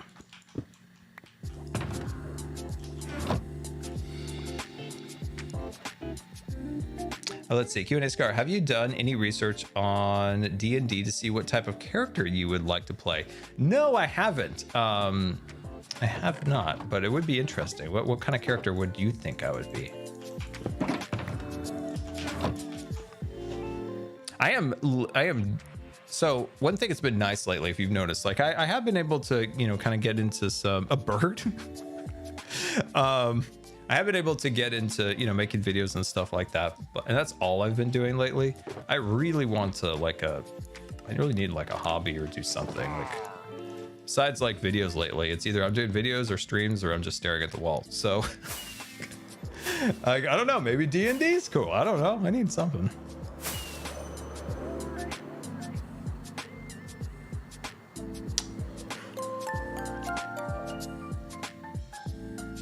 Oh, you know what's really cool? This is really cool. So I now have like a lot of my family's old pictures. And when I mean like old pictures, like pictures back from like 1915 or something, like some crazy time ago, like some of these pictures. And one of them was my great grandma. And it's such a cool little story with it. So she was in Chicago, right? And she took the last, I think I'm remembering this right. She took the last, my memory is fadey. She took the last train, the last civilian train from Chicago to California during World War I. So like in those times, right, like the trains and everything were, you know, for military purposes. And so she got the last train, got the last train from Chicago to California because she was going to live the working girl life. And so she decided that she was going to make something of her life and she was going to move from Chicago to California. And so we have, you know, a few pictures from this time, right? But she would send back to her family. And so she got a job. And then she started up like a hiking group. And there's this really cool picture of her with maybe like 5 or 6 other women, and they created I forgot the name, it was something women's hiking group. And this is pre Golden Gate Bridge. So if like you know understand like the geography of the Bay Area in California, so you have like San Francisco, right? You have like Marin County, and those two things are attached via the Golden Gate Bridge, right? So then there's what's the Richmond Bridge now too on the other side. Anyway, those bridges didn't exist. So they would take a ferry across, and then I don't even know what this is, but in this little like note and these letters written back, there was, and it said something like, and then we took the electric train. And I'm like, what's the electric train? I want to go on the electric train. That sounds amazing. Ain't nobody, thank you for the 10 gifted subscriptions. Very much appreciated, my friend. So it said, then we took the electric train, which I'm still like, what is the electric train? And then after that, so where they were going was Mount Tamalpais. I always goof up this name, Mount Tamalpais, I think. Is it Mount Tamalpais? I think that's what it was called. I think. I always goof it up. Anyway. Then they took like a bus to there, and then they would hike the mountain that I butcher every time trying to say it. But no, I thought it was really cool. There was that picture, and then there was a really cool picture of my grandma because at first I thought this was my grandma we were looking at, and I'm like, that clothing looks way older than the clothing my grandma wore. Like, what was she wearing? And I was like, no, that's my great grandma, because it was very like like 19, like the later teens, just prior to like the 20s. So it was like that clothing. I was like, oh, that's so interesting. And then there was a picture of my grandma in Yosemite, which I thought was really cool. So I guess the story with that, I'm probably goofing this up too, but my grandpa was really big into hiking and outdoors. My grandma, not so much, but he promised her a steak dinner if she would go hiking with him. So there's this picture of them going hiking in Yosemite, and he promised her a steak dinner if she did it with him. I'll give you a steak dinner if you go on this hike with me. I want somebody to go with me. But yeah, it's really cool to see those old pictures. I found that really, really intriguing. Red and blue peer site bit attacked. X500.tbh. You give me druid or ranger vibes. Druid or ranger But I can vibes. see you very happy with an artificer character cause I put you with steampunk styles. Oh, that's very interesting. Interesting. Yeah, we do know a decent amount about my mom's side of the family. We can trace back. We can trace some stuff back to 1695. I think it was 1695. I'm pretty sure. Like I think on that side, and then related to some like interesting people like through time and like owned like a shipping company for like 5 years. I don't know. It's like different little things like that was like a captain maybe on a shipping thing. I can't remember. It was the whole thing, but yeah.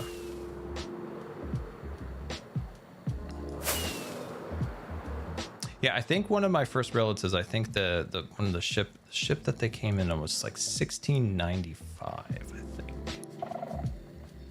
I think. But yeah, there's some there's some it's interesting to look back, like if you can find that stuff. It is really interesting. My eye is twitching. What in the world?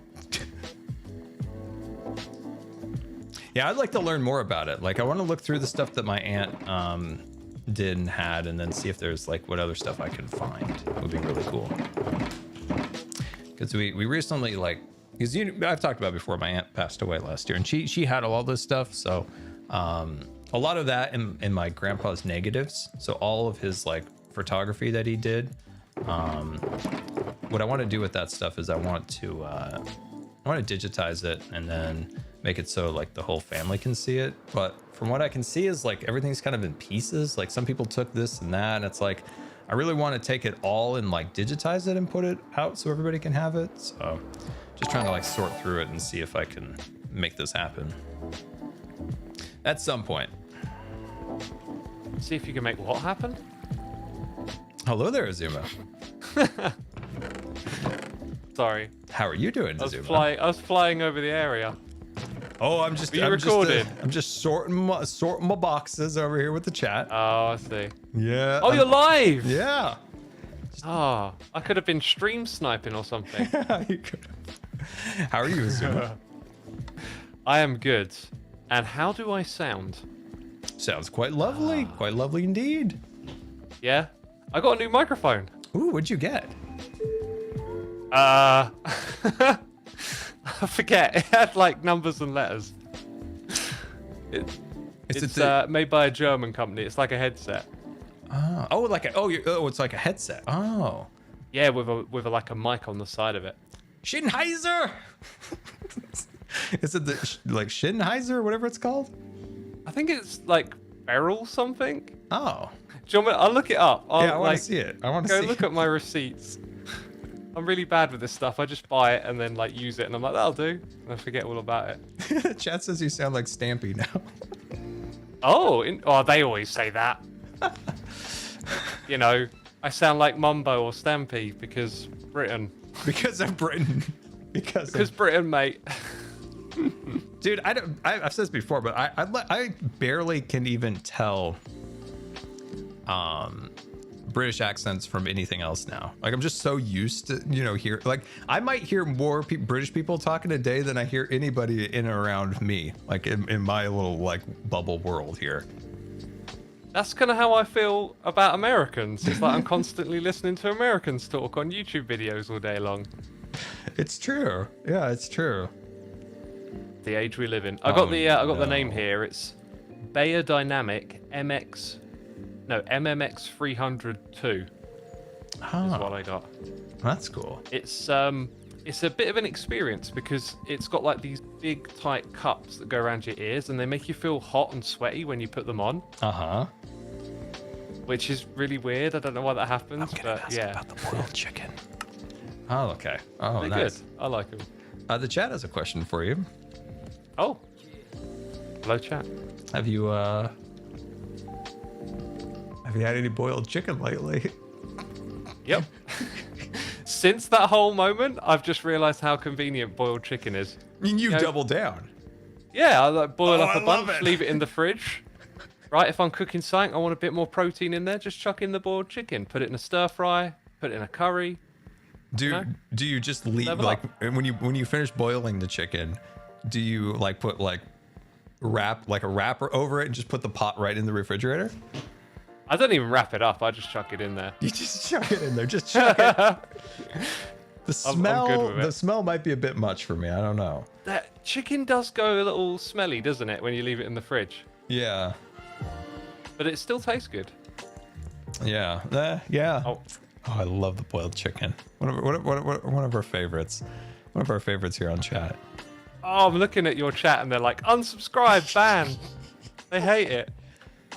Okay, this is what we need to do. You need to do a cooking video on one of your channels. Like, I want to see a cooking video of the boiled chicken. I think it would be great. I would love to, but here's the thing. I've been thinking like a lot lately. Not everything you do has to be content.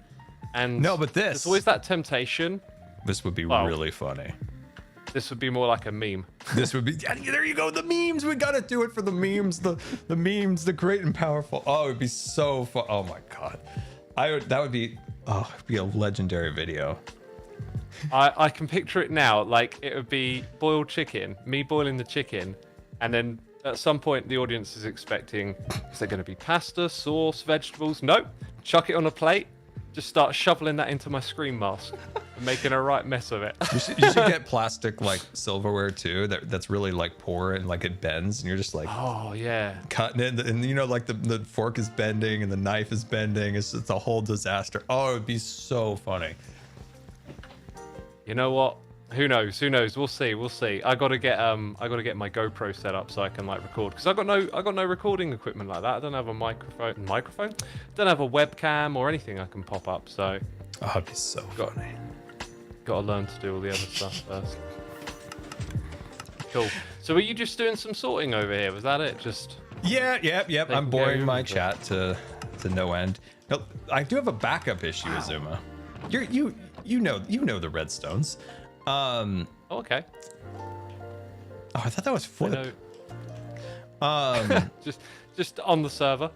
Well, standing there. It looked like Flip's head, and then over there's like Hypno on the other side, but it's not Hypno. Wait a minute, these are the new Minecraft skins here. Yeah. Cleo's been using like all the different ones, which has been cool. Oh, so she's probably been changing her skin to get the head, right? I suppose, yeah. Oh, that's cool. But there's one of the default skins that looks just like Hypno. Oh yes, there is. Is he around here? Yeah, he's on the other side. He has like 2 kids that are going and checking out Queen Jelly. Oh. All right, so this machine here, I've got a bottleneck, right? So I have 2 sources of input. This machine over here brings in shulker boxes, and so it dispenses down through this boat into these hoppers. And then I have another segment of like miscellaneous items coming in that's not from shulker boxes, but there's like a bottleneck if you look at the in here. It's not sorting very fast. Okay, I'm gonna have to like. I'm watching. Okay, so this goes over to a sorting system over here. Yeah. I can tell you straight away. This is probably not something that I should tamper with. But the bottleneck seems to be that maybe the minecarts have to travel all the way around the corner, like away from where this contraption is. But then again, the minecarts come through really quickly. I'm not sure if you can put more minecarts in this system or not. But I mean, like, if you look at it's not sorting at its like maximum speed, because instead of pulling like items from the stacks of 64, it's pulling like 1 or 2 items from the hoppers. Oh, yeah. And then going super slow. Oh wait, no, I see the problem. Yeah. Why is that happening? Okay, so a hopper minecart should pick up items really quickly from a container above it. But it takes about 9 items. Okay, that time it went fast. It took 33. Then it took 5. Then it took 32. Yeah, it's. Oh, I think I can see what might be causing this. Well, that is very peculiar. Okay, so I'm gonna like. Ooh. See, that time it took the dirt out at the proper speed. Yes, because It looked to me like when the first item in the chest is like something where there's other items of the same type elsewhere in the chest. It looked like it was behaving incorrectly. Why do I have so many it goes cobblestone slower when it has to slabs? seek. You might have discovered something here accidentally. Dude, Yeah, where does this thing get dispensed? Where are these minecarts actually coming from? Magic. Are they dropping down on top? And that's how they get those extra minecart hoppers in. I think so. Yeah, definitely. I know these things. I think I made a couple small modifications to it from the original design, but yeah, it's sorting so slow. I know it has to do with this, Xisuma. Like this rig where I rigged up the shulker unloader and then the miscellaneous unloader. It all like ties back to outside. This is all Scar design. So yeah. I think there's probably like some bad redstone design that I did here. I'm not sure that there is. It could be just a case of like you've just given it like an insane amount of items to get through. Yeah, that could be the case. But then again, there's definitely this quirkiness where it only takes out. Yeah, I think I know what the issue is, right? So because it takes from the very first slot in the chest, it means that quite often what's in the very first slot is the latest thing coming in from a hopper. Yeah? Yeah. And the hopper transfers slow, so therefore the minecart hopper takes out the item slow. And I have no idea if there's a workaround for that. Actually, I could probably build you a workaround. Hang on. Oh yeah, okay, I've got a little bit of an idea. So, picture this. Let's grab comparator. Right, I'm going to break one of your hoppers because it's not like a crucial thing. So, this right here. Okay. You could possibly make it so that the signal strength has to be low enough, which means there's less items in here, and then lock the hoppers on the opposite side. I'm going to build this for you. This should actually be pretty straightforward now. I think okay. It. So we might run into. Oh no, I can make that. I was just trying to learn. I'm like forgetting I'm streaming. I'm just tell me more. I'm like silent. I'm just like, tell me more. Oh, don't worry about it. Your stream will be learning too. We're all learning. Xisuma, redstone rescue. Say, do you have a lectern? But I've got one. So I could probably pull one out. Let's see. A written book would be the next. A written book. Oh gosh, why does that always scare me no matter what? Here we go. I got I got all the chests. Everything you need's in there if you need it. And did you find a book? Don't know if I have a book. Oh, just this one here. This grey chest. Everything you need's in there. Let's see. Cow parts, thank you.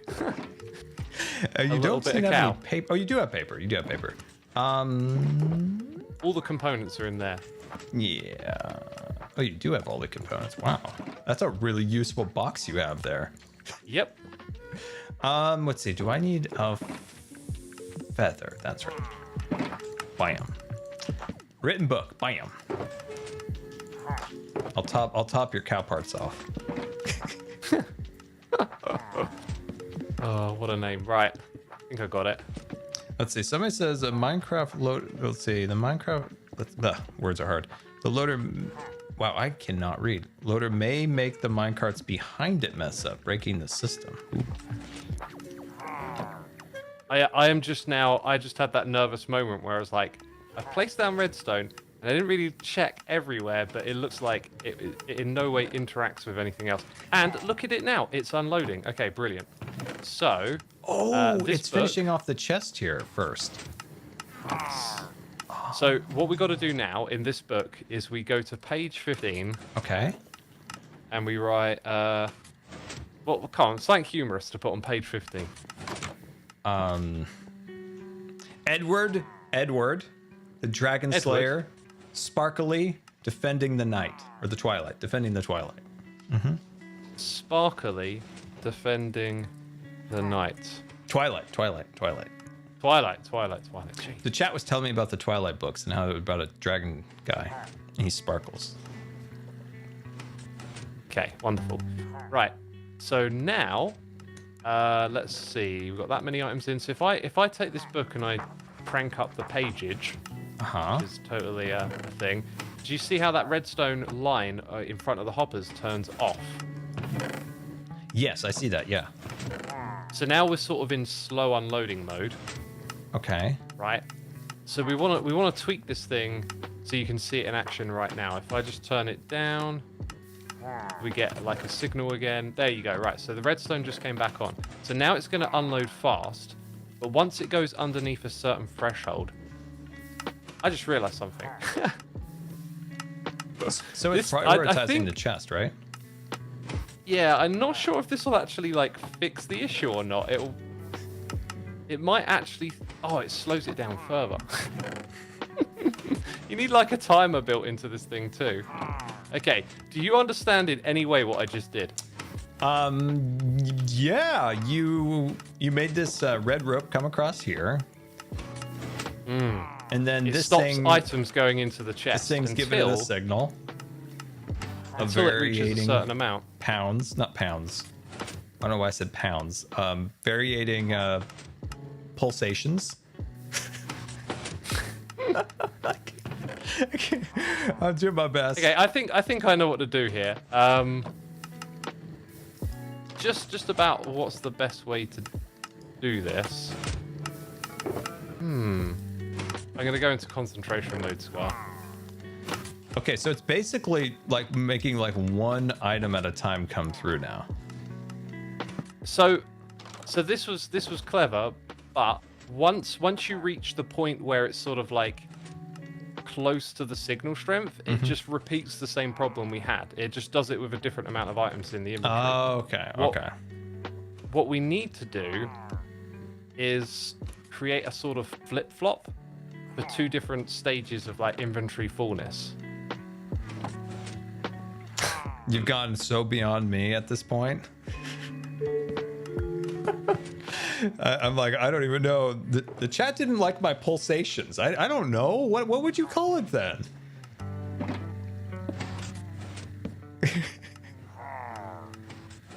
Redstone on stream always works. It's a bad idea to do this like in survival to begin with, but yeah. Well, now we got a piston extending. Yes. Here's the thing. I can do this if you want. Like, you do your thing, and I'll come back in a bit with a solution. If I go into a redstone world and put on my focus mode, okay, I will go back to manually sorting. All right, we'll see you in a little bit, Xisuma. I'll see you in a minute. Bye. Oh, that's funny. He's gonna come back with TNT. Well, no, that wouldn't be ideal. That wouldn't be ideal. I'm curious. By the way, have we checked this out? Have we checked this out? Isn't this like the coolest thing that B-Dubs made right here? Elise's Turnbit attack. I think that's X500. I work at a local historical preservation center and we handle loads of old pictures and documents. Interacting with objects from past eras is so special and cool. I'm so glad you got those family pictures. Well, dude, yeah, that's awesome. You get to see those things, or like that's your job, like to look through like old stuff. That's awesome. Yeah, it is neat. I want to look at more of that stuff, and apparently I'm out of food too. Actually, I lost my food box. I don't know where it is, but I lost it. So let me go grab some food. Rip, maybe Mamore. Mi amore. Oh, mi amore. Such a sad day. X500. Favorite South Park episode that you can remember? I'm shuffling through episodes and watching them currently. This might not be everyone's favorite episode, but it resonated with me so much. Did you ever see the episode where Carmen goes to Disneyland in the EVC? That was when Disney was dealing with a lot of abuse of the system. Like a lot of people were just renting them just to like skip ahead in the line. Like, you know, one, just making like disabled people look bad or whatever. Like, you know, it was just a really difficult time. Like people were abusing all of the disability systems at Disney back then. And basically South Park lampooned it, and it was hilarious because it was basically like Carmen was just pushing himself in front of people who are legitimately disabled. You know, they were, you know, this is their only means of being able to go on this attraction, and he's just using it for his own benefit, which was basically what a lot of people were doing back then. Disney cracked down on a lot of that stuff. I don't know about it these days, but it was bad for a while, and it was so accurate. It was, the Jungle Cruise queue was so accurate to the gate design. It was hilarious. But some of my other favorite ones, there was an odd one back in the day, was when they went to the old Western reenactment town. Oh, it's 1884, boys.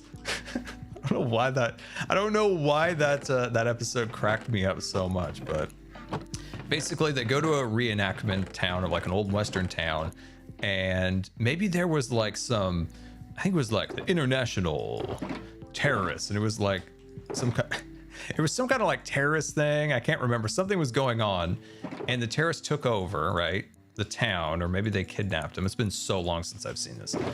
And basically, the people who worked there would never break character no matter what.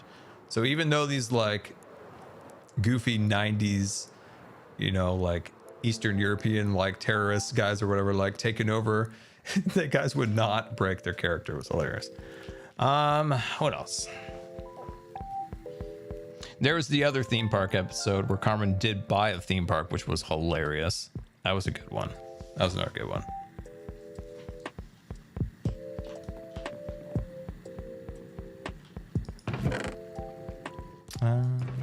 I have so many random things in my inventory this time that I'm like, I don't even know where to put any of this.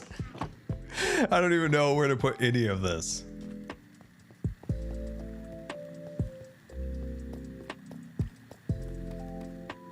Yeah, I haven't seen any recent episodes in a long time. We weren't really allowed to watch it as kids.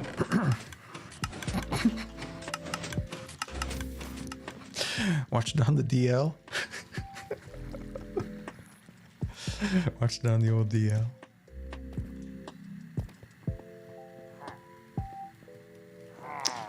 I don't know where to put any of this stuff. I'm so disorganized. This is painful, but I'm doing my best. As Green once said, we're doing our best.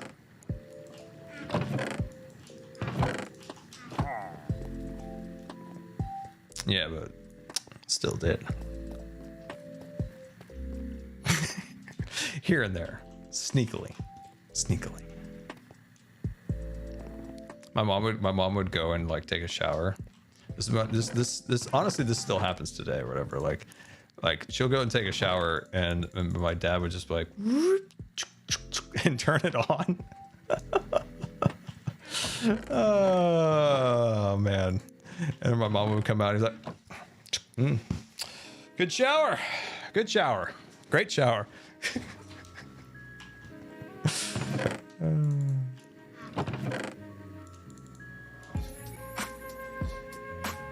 I'm so disorganized. I'm so disorganized, but I'm doing my best. I am doing my best.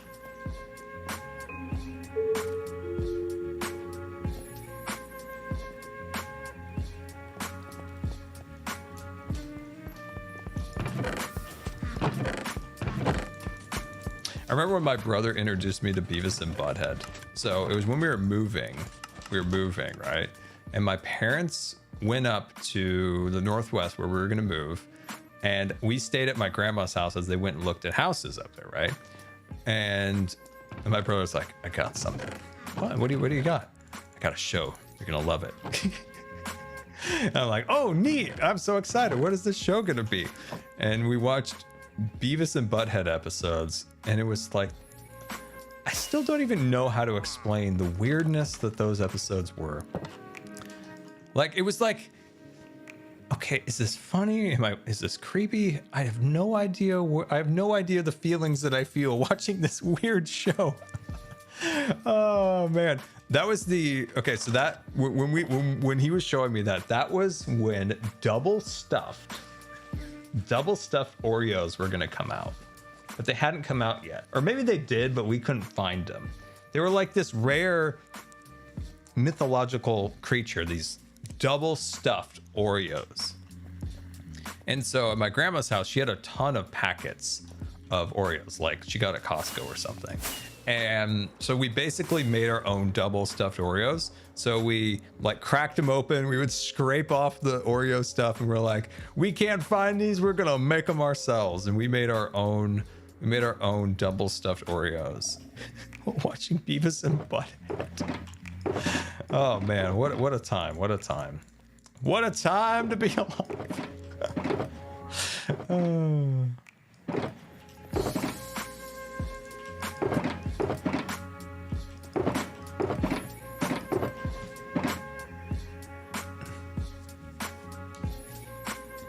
There are mega stuffed Oreos now.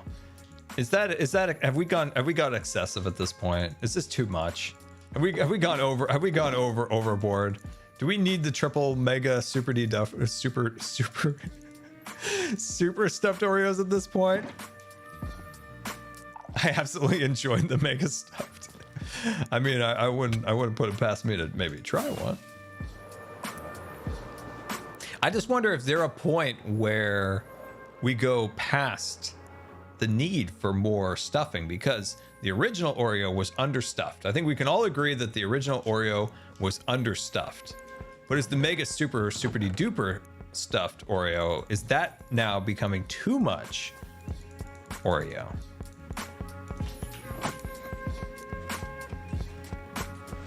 Honestly, they could just sell the stuffing.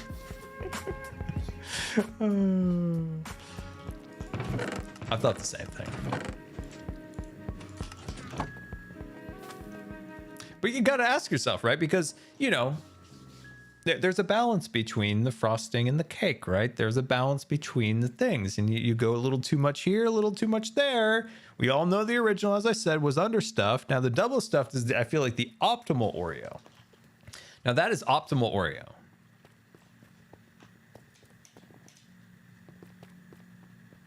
So I'm very curious. Very curious. Yes, double stuff is definitely optimal Oreo wing. I made something the other day. I cooked something, by the way. I've made tortillas. I haven't made tortillas in quite some time, and they were the best tortillas I've ever made, and they were amazing. I forgot about this. I was going to tell you guys. So I haven't cooked anything in months and months. And one day I was just at a low point, and I'm like, I gotta cook something. and I was like, what should I cook? I have not made tortillas in a while. The last time I made tortillas, I think you guys remember this. I made them, right? And they just were not puffing, and they were shrinking. So I would roll them out, right? I'd roll them out, and then I'd pick them up, and they would go, and I was like, This has not happened before, or at least to this extent. So you guys helped me, and I did some looking up. And what I did was I made sure they were warm. They got very cold. Every time I've ever made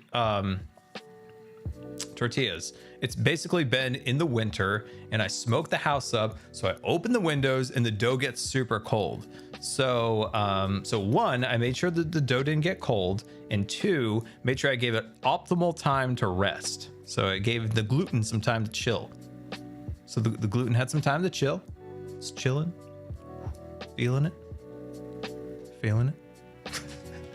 So it helped, and the tortillas didn't shrink, and they were so far the best ones I've made. So I have successfully finally gotten better at making tortillas, because unfortunately I was regressing back to making worse tortillas like my MCC career. But I've turned it around. We're now making progress in the right direction with it. So it's quite nice. So I was quite happy with it.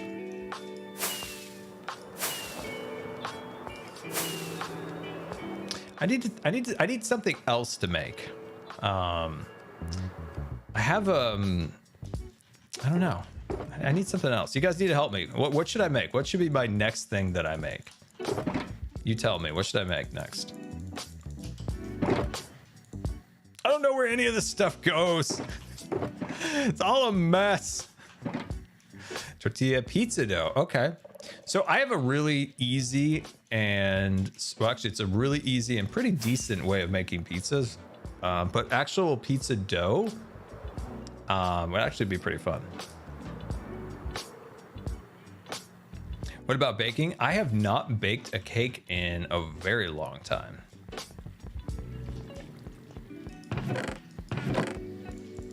Oh, I made ribs, by the way.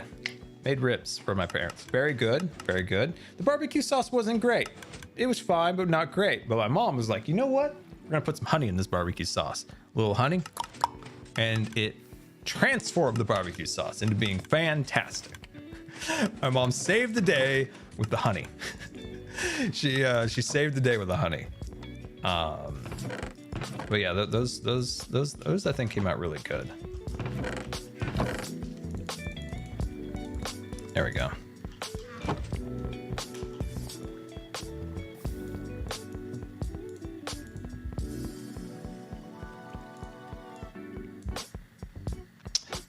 There we go. I messed up my screen. I switched to my camera account, which was still active.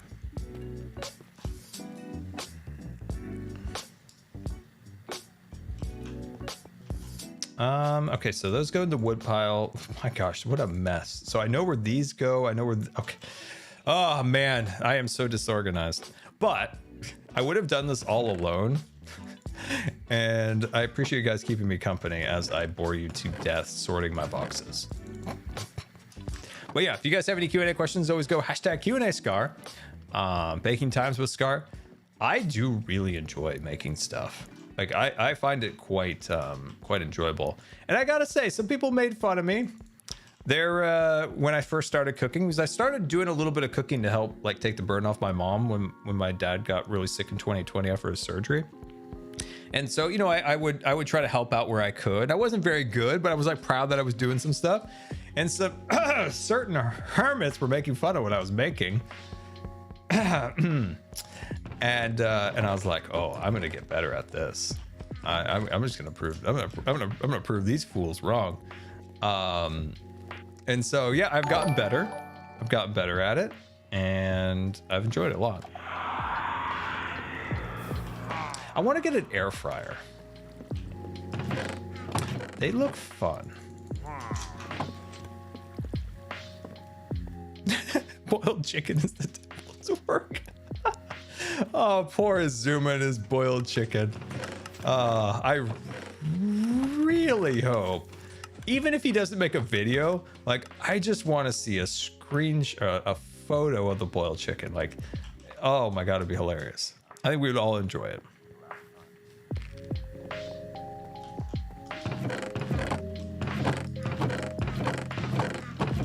Man, I am almost out of mud.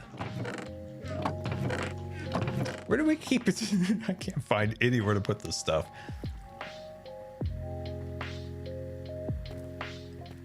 Let's see. Good times with Scar. You're Q&A Scar. Do you live in Portland?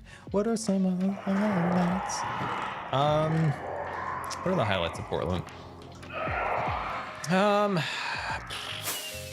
Well, I mean, Portland's kind of still going through a bit of a rough patch after the pandemic. Pandemic did a number on the city, but it's kind of coming back a little bit, trying, working towards it. It's doing its best. What are some highlights of Portland? So one of my favorite places before I lived in Portland was the Oregon Zoo and the Rose Garden. So I don't know if it's still there. I hope it is. I think it went away for a while. Hopefully they brought it back. But they used to have a train when I was a kid that would take you from the Oregon Zoo through this giant like forest into the Rose Garden. And it was so fun. Like, I love the train. I love the train so much. So the Oregon Zoo is really fun. Like, it's actually a really cool zoo. And then the train to the Rose Garden. Hey, hello there. How are we doing? Hi. Doing good. Doing good. I've got a solution, but I think it kind of has the same problem. Do you want to see? I love how you like this big old redstone contraption and are like, it's the same problem. Yeah, well, you know, it might make it perform better, it might not. Like, basically, there's a problem, we've identified it, and I'm not sure if redstone is actually gonna, like, you know, solve that problem or not. But I can explain if you want to come see. Yeah, let's take a look. Let's take a look. All right, let's whiz over there. What is that chicken emoji in the chat? I see it in the corner of my eye. It looks like Kramer from Seinfeld. Oh my gosh, that's hilarious.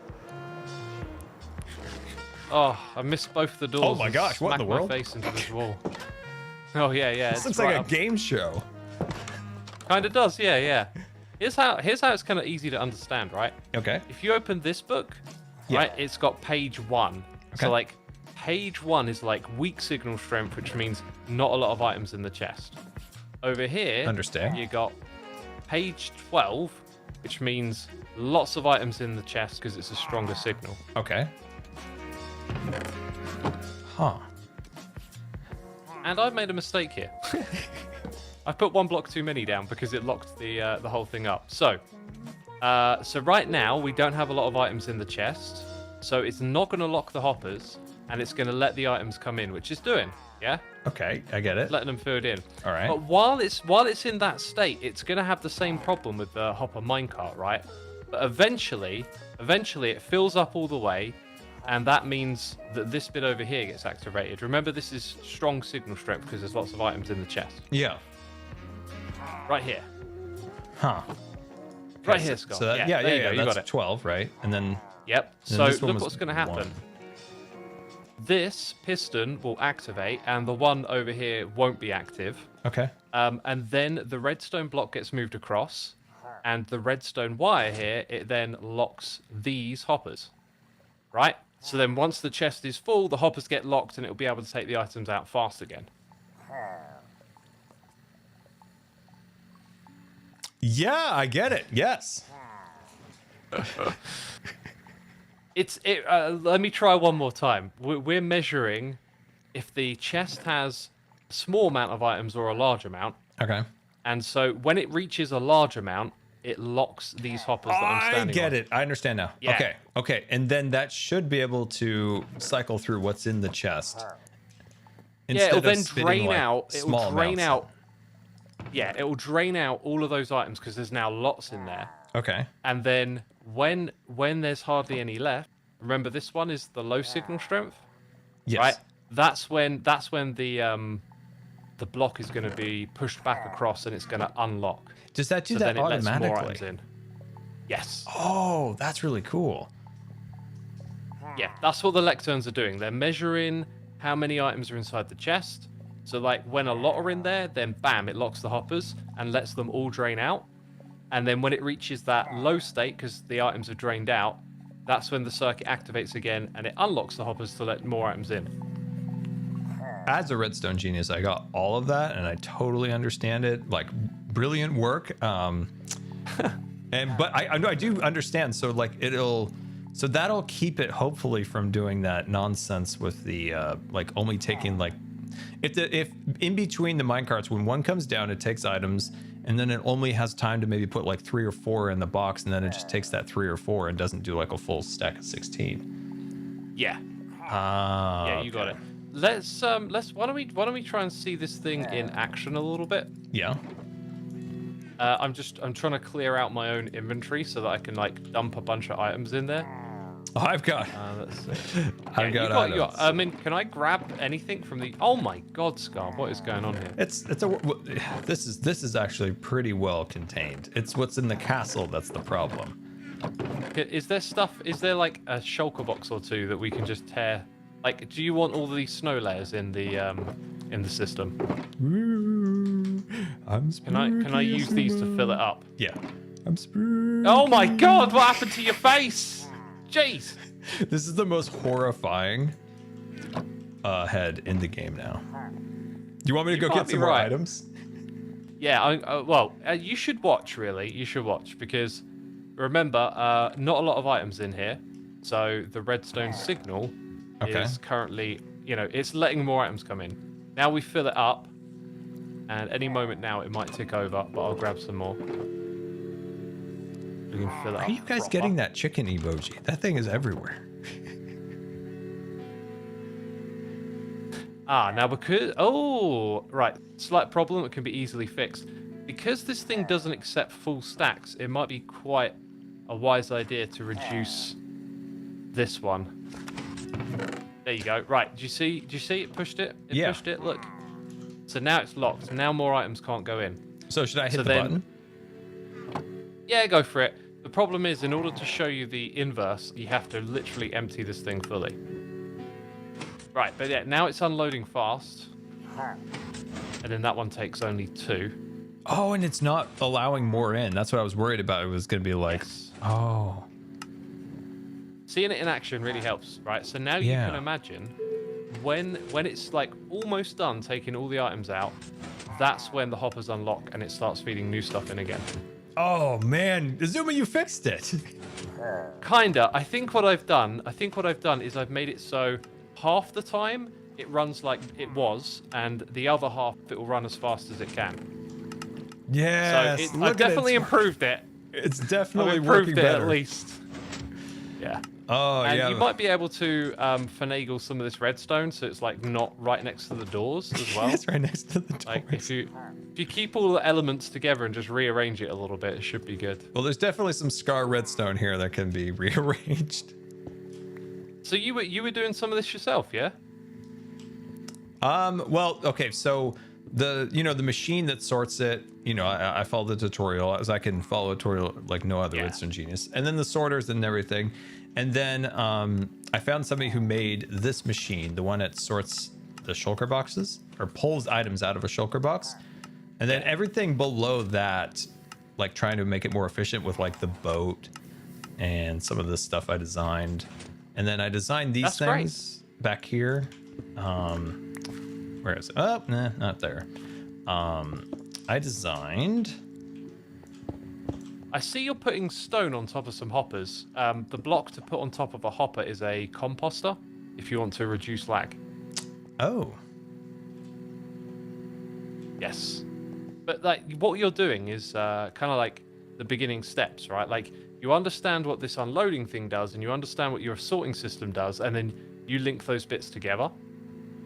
So what I was trying to do over here was just understand, oh, there's this amount of items in the chest, and then I want to make something happen when there's that amount. So like redstone is always just piecing small bits together to make a bigger picture. So even if you're like using someone else's tutorial and then you go and attach redstone to it, that's great because that gets you like active and like understanding and learning and linking things together. Yeah. Which is what it's all about. Yeah. And it's just nice. That's wow. What? I've just seen the... sorry, I've been using my detach cam to look around, so I just saw your storage room, like the nethery... Ooh, love this. Jungle woods. Oh, this one. Oh, yeah. It's like a... It's like Beautiful. a toy store. It looks kind of like a candy store, or like Weasley Whizzes. It Wheezes does, and but it's stuff. got like a really dark vibe to it. It's like a dark candy. Yeah. And it's I don't know. I like all the little heads, and it's like a fun little toy store. Scott, how do you have so many wood logs? Well, actually, do you want to know something funny? I think I made 12 double chests of oak logs the other day. How? Just using a farm. Like, yeah, sometimes you can actually just accumulate a lot of items. And you'd like this one, Xisuma. This is the music shop. So you have all like. Was that the music? Just the skull shrieking? I'm Yeah, like, just the what? shrieks. But it's got all the things. Like it's got the discs. It's got everything that makes sounds in beautiful. Minecraft. In this one. Yeah, that's gorgeous. And up here, I if do you like see it. like at the top, I guess maybe my sounds are off. I can't hear them. What am I supposed to hear? There's screaming goats that live up in these windows. Oh, But I don't hear them anymore for whatever reason. Did they die? Wait, hold on. they're there. They're there. No, they're there. They're just really quiet. Scream for me, child. Scream. They're not doing the good They're screams. definitely screaming. Oh, do you know what it might be for me? I think I've got like a quieter mobs resource pack. So the screaming goats aren't quite as screamy for me. Do you think they could play in a metal band? They could play them out. Did you They see could this pass over off. here, Xisuma? This is my new building I built. This new one over here. This one's really cool. Oh yeah. Do you want me to look at this new building that I've never seen before by walking in the door there? That door. It would be fun. Yeah. I could do that, couldn't I? Because You doors could. are made for walking through. Yeah. Do you Oh, want me to look at open it this for door you? over here. Hang on, but this one's got 2 doors. No, that one's not as fun. 2's better than 1, isn't it? I think he it is. remembered. Dang it. He I remembered. definitely remembered. Watch out, Scar! Oh, he remembered. He remembered. Some people don't remember, and it's hilarious. Remember the 5th of November. Yeah. Did you see these armor stands Cleo made? They're really cool. Yeah, everything. Oh wow, Stormtrooper head. Dang. How was that achieved? Oh, It's like Stormtrooper skin plus a little extra on the bottom. Dang. Well, this is what's so cool. Like at like the Disney parks, they have these backpacks called Loungefly backpacks, and they're always like heavily themed to whatever. And so Cleo made those on the different people walking around. Like this one's got a Stormtrooper backpack, and somebody's got like a puffer fish and a chicken one over there. She did a really good job on these. She is a true artist with this. Look at this. Oh, the cleaning lady cleaning up, of course. This one's really That's cool. so This is good. my mom's favorite over here. This is Queen Jelly, meet and guess, Oh, that's so good. and Hypno. And Hypno. Dress, gosh. Yes, it really does look like Hypno. That's our beautiful Hypno. Did you make a tree with moss blocks over here? Oh my god. It's got like That every looks block. so in good. it. Yeah, that tree stuff. has like all the blocks in it. I have a video to share with you. I watched a video today and I was like, this is the best Minecraft video I've watched in like quite some time. I what really was enjoyed it? it. And it was all building. So I think the guy's name is Shovel. And Just like a shovel, like shoveling. there's some numbers. 241, I think. Okay. Shovel, that sounds right. But anyway, the video was sort of like, Minecraft biomes with AI. And I was kind of thinking, oh, someone's made a data pack, right, to generate Minecraft biomes using AI. Yeah. That's not really what they've done. They've just used some prompts and then they go and build what the AI suggests. And this guy, man, this guy can build like massive, big, like it's one of those creative builders. Yeah. Like I love survival. You love survival, but don't you sometimes feel like if we were creative players, like Scarland would be this times 100. Oh God, it wouldn't have taken a year. Yeah. So these players, they play creative mode. So they use world edit, they use the brushes, they make massive Oh, the terrain. brushes! I've seen people use the brushes. Like that looks really fun. Like Yeah. with the You'll with love the video. landscape and stuff. Yeah, send it to me. I want to see that. I'll send it to you. You can enjoy it. Yeah. Whenever you got some time. I reckon you'd really like it. I And thought this would be a It was the perfect trees. character. Ooh, The trees reminded me of it. Just, Ooh, nice. B-dubs. He's the driver without his teeth. Yeah, it's been in a scuffle. He can't drive on public roads anymore, so now he works in the theme park trolley. Oh, so cool. And Ollie over here, being our churro salesman. Now you're making me hungry, Scott. I'll make you really hungry. Boiled chicken. Enjoy Does he some sell boiled churros. chicken over here? Enjoy some churros. It's not boiled chicken. Oh man, they almost look like blaze rods. Dang, I'll take these. These look tasty. Oh yeah, those are good. And then we have a balloon stand over here. Zuma, we'll get you a balloon. Let me get you another balloon. Let me get you a balloon. Get you a balloon while you're here in Scarland. Grab onto that.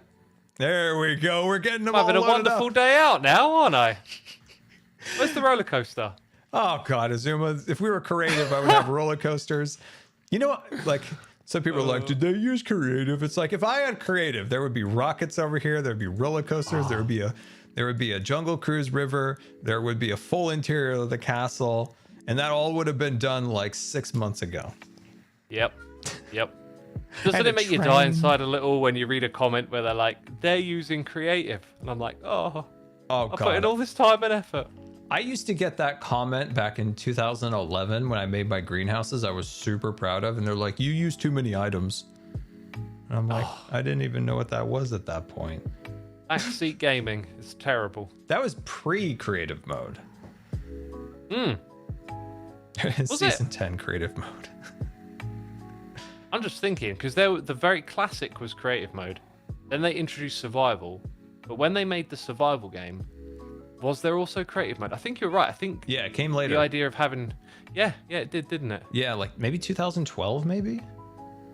Dang. See, we're veterans. Oh, God. Zuma, we're so old. No. I know. But it's been nothing but fun. Yeah, it's true. That's a great way of looking at it. We've been playing this a long time. And still loving it. That's true. At least we're not as short as Awesome. B-dubs. Well, Scott, I'm going to let you get back to your stream. And I hope the redstone serves you well. Thank you. I shall get back to my sorting. So that looks like it's going to make it way faster. So thank you. Yeah, I might hang out in the area and keep an eye on it. Just Yeah, for, keep an eye. I do have a camera just for a account bit. over there I'll to be keep like it your... loaded. Think of me as your like redstone janitor if you see me just near some redstone. I'm just checking it out and making sure it's all good.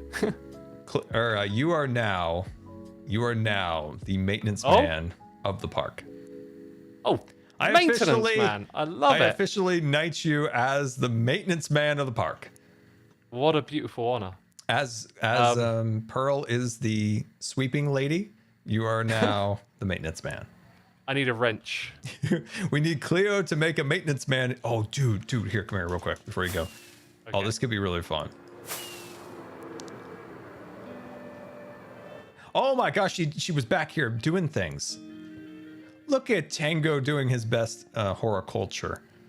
Oh, this looks so good. So good. But you could be over here fixing this broken down ride vehicle. I like it. That's a great idea. Oh man, the elephant. Dang. But if you go back like backstage on theme parks, there's always these like crazy and weird things, like just an elephant just wheeling by and stuff. So you could be like under here like you're fixing a car. I like it. Sometimes there's like junky areas too where they put all the stuff that like they're not going to use again, but like it's difficult to get rid of. Yeah, like the elephant. Yeah. They don't know what to do. Poor old elephant. All right. Well, oh yeah, we got to get Cleo to do that. All right. Well, Yeah, keep let an me eye know on when it, it's done. I'll Xisuma. be back here. All right. Cool. See ya. I think that'd be great. X the maintenance man. X the maintenance man. Best idea. Best idea.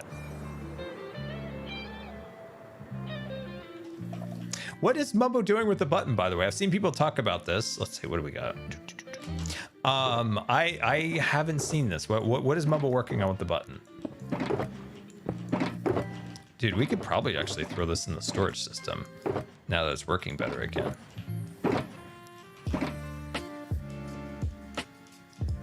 It's a button, but diamonds. Free diamonds, you say? Free diamonds, you say? Well, I am kind of low on diamonds. Season 7, but with diamonds. Oh, that's funny. All right, let's see here. Let's start sorting them boxes. But yeah, if you guys have any Q&A questions, you can always go hashtag Q&A_Scar as we continue our sorting. Let's do these big boxes, and then we're gonna grab our miscellaneous items and give the sorting system a run for its money with the new improvements. All the items have unloaded. You are a bit attacked. What does that mean? X500.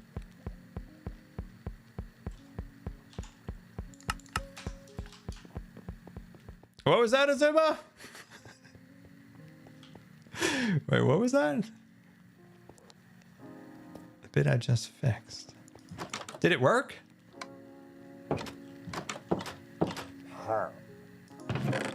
Wait, no new items. Oh, no some new double items. voice going on. Yeah, it stopped. It stopped dropping in new Oh, items. I need to. I so- probably need to put more stuff in it. Honestly. That's right. Yeah. Hold on. I'm gonna try the shulker system, see if it works. Let's see. All right, here we go. I am Why way are these more sticks functional. renamed to Stick 1? For the filters. Got ya. Okay, we should be getting some action now. We should be getting some action. All right, let me know if that works. Let me know if that Yeah, works. items are coming in. Items Nice. are coming in. Let's see. Q&A Scar, excited for, yes, very excited for the Ahsoka show. Yeah, probably the things that I'm looking for the most this year is Ahsoka and Oppenheimer. Those are the movie and shows that I'm looking for the most. Oh, and is it Secret Invasion? With Nick Fury. I'm really excited about that one. I think that's going to be a really good Marvel show. It looks good, that is. Not Barbie. I don't know about Barbie. We'll see. We'll see on that one. We'll see on that one. I haven't seen Dune 1, Rascal. Should I see it? I haven't seen it. I canceled HBO because I ran through the everything on there, but I never watched that. Maybe I should have. My dad loves Dune. Let's see.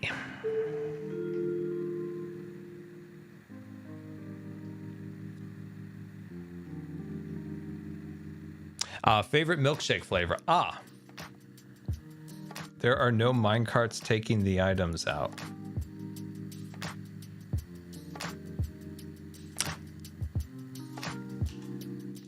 I will tell you. So my favorite milkshake is, it's actually changed.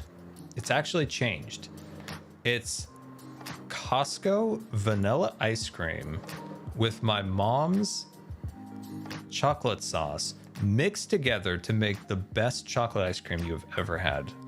It's a weird roundabout, right? You have to have the vanilla ice cream. You have to have my mom's chocolate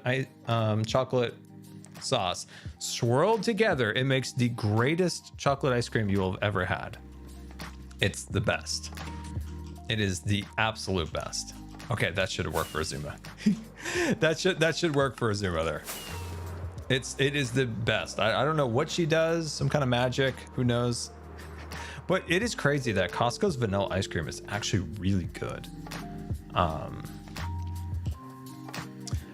Pepsi or Coke? I don't know, man. I haven't had either of those in I don't know. I feel like decades. Well, actually, I did have a little taste of Coke because I bought the thermal detonator. I can't reach it, but at Galaxy's Edge in 2019. And I don't know. I've never been a huge soda guy, I suppose. I do like root beer, kind of. So.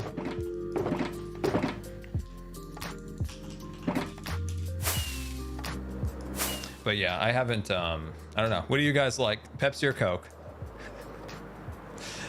Pineapple on pizza? No, that's against the law. Actually, it's a new resolution passed in the World Court Order. Emperor Palpatine he brought up in the Galactic Earth Senate, and they have ruled that pineapple on pizza has been outlawed. Sorry. There's not a lot we can do at this point. Emperor Palpatine has spoken.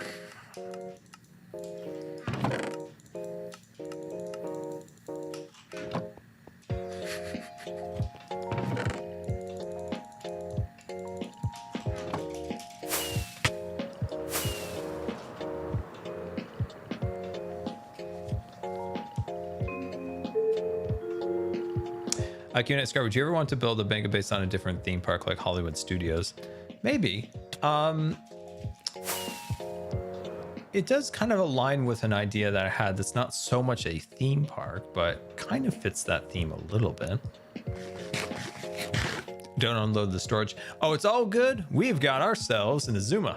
No, we have our camera account there that's keeping an eye on things. My gosh, I am such a wonderfully disorganized person. Oh my gosh. Ooh, diamonds. I don't even know what to do with 90% of this stuff. I think at this point, I'm just gonna dump it in. I don't even think I have a dead coral storage like module even in the system. So I don't even think that's even gonna do anything.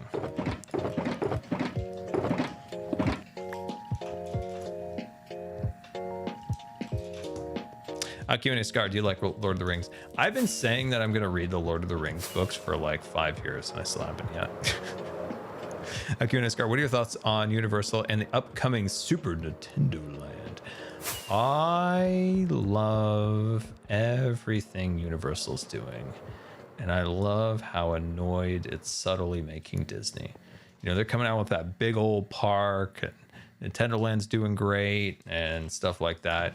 And Disney's over there just pretending they're this big old goof who thinks they're the top of the world. Well, the chickens are coming home to roost, and they've been stagnant for so long. Disney's going to have to kick it up in a gear here in a little bit, because Universal's going to start taking market share, more market share that is, away from them. And they have been so lazy, just lazy as lazy can be.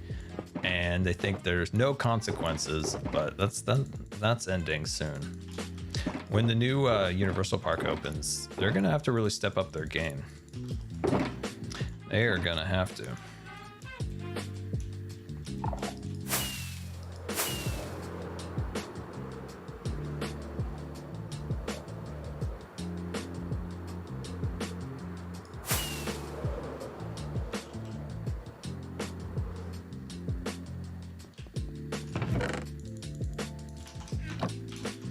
Have you guys seen, here's a question I have actually. Has anyone in the chat stayed at the Galactic Star Cruiser? Like, if you stayed there, just in the chat, say yes or no. I'm curious.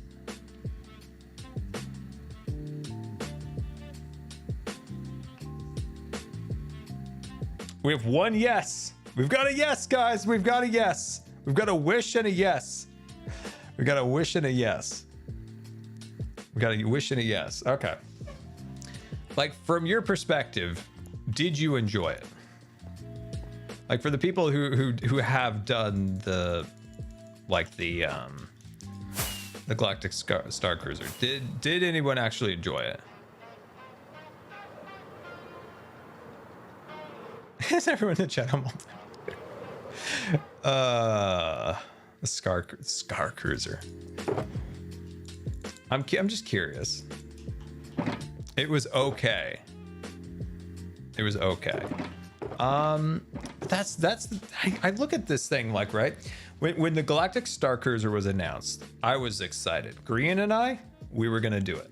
We were very excited about it. We were all pumped up that we were going to do it. And you looked at the concept art, it looked great. It looked really exciting. And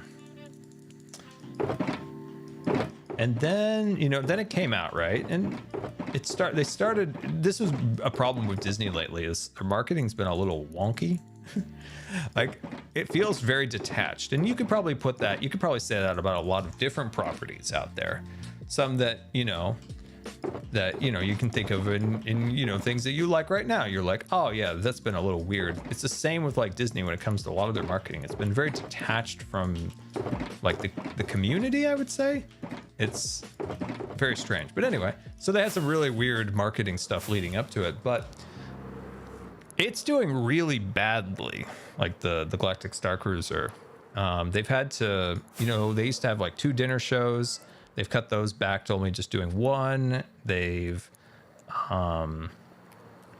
They've cut back on the number of cruises when they consider cruises, because that's like how it's themed, right? The cruise is how many days each session is, because everybody gets in one day and everybody leaves, instead of like a hotel where everybody just comes in and out. The problem with the Galactic Star Cruiser is a few things. The price is a massive hindrance to the success of that. That's a really big one, is the cost of entry. It's very expensive. And right now they're doing a lot of promotions, like up to like 35% off. I think like annual passporters I saw had like a 30% off. Cast members had like a 50+ off. But at the end of the day, that's still expensive. Like even for just 2 people, it's still, I saw something, it was like 3,500 or something. And I think that'll always plague the Star Cruiser, is that its cost is just outrageous. It's just too expensive. Like times are really tough right now. And like, do people have like at full rack price, like 5,000 plus to spend just on like a 2.5 day experience? It's so expensive. And that's what I just don't know. Like I was having this conversation with somebody. I was like, do you think the Star Cruiser will be around in 5 years? And I was like, I don't think in its current iteration it will be. Not in its current way, because you have 2 issues. You have the price, you have the aspect of it that you have to be kind of really into these like role-playing things. And, you know, honestly, some people don't like some of the sequel stuff. And they're like, if it was Darth Vader, I'd be down. So there are those people. Like you have different like amounts, right?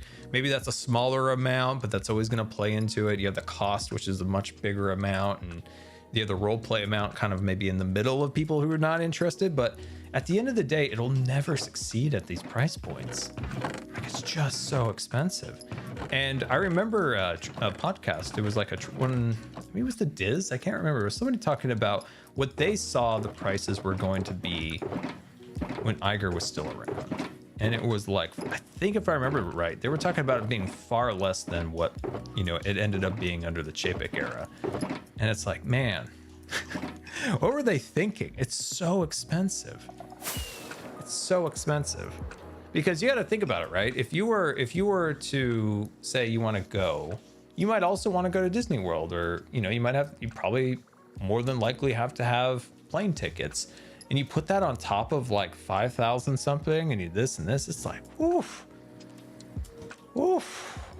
What are they thinking? Oh, Zuma's out. See you later, Zuma. It's just so insanely expensive.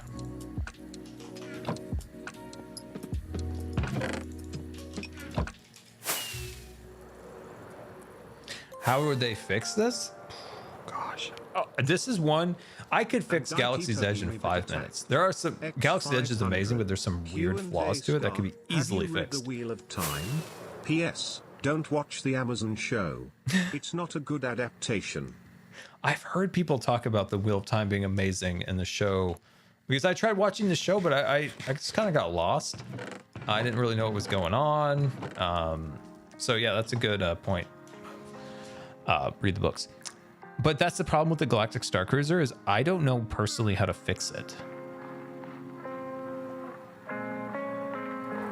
So,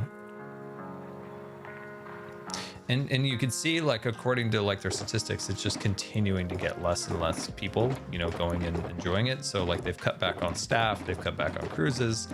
The cutback on staff was huge. They got rid of a lot of staff. Hopefully they moved them to other places and didn't, you know, give them the boot.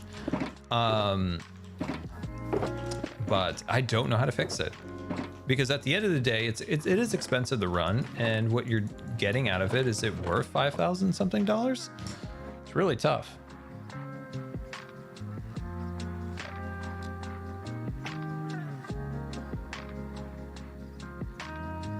Let's see, Q&A Scar. What is something I could say to my sister who just bought her first house? Oh, well, that's awesome. I'm glad she got to the point in her life where she got a home. That's really fantastic. What could you say?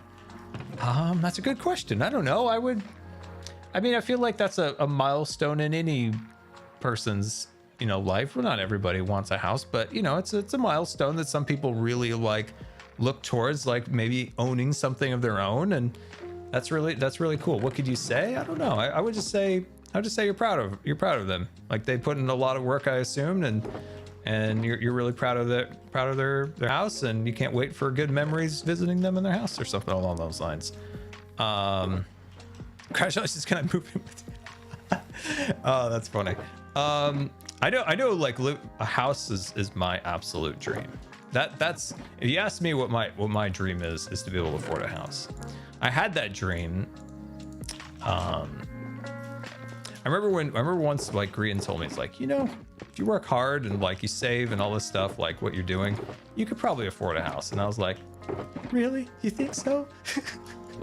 This is like in like 2019, and he's like, yeah, just keep working at it and like keep saving like you're doing, and maybe someday that could happen. I'm like, really? And then 2020 happened, and then 2021 happened, and that dream just went.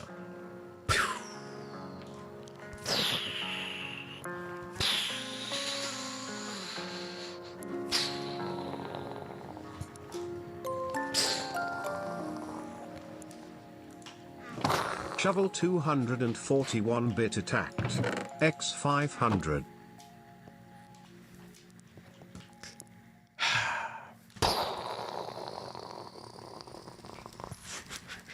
Shovel 241, thank you so much for the bits. I'm being dramatic right here. But yeah, it was so sad. Like honestly, like looking around where I live now and seeing how much prices went up, it was devastating. Like, because I could see what I wanted and how much it was and how much longer I would need to work maybe to get it, because I've been slowly saving even just like pennies to dollars to tens of dollars for almost 10 years now. Just little bits of money here and there, like, and then seeing like that dream just like evaporate was so devastating.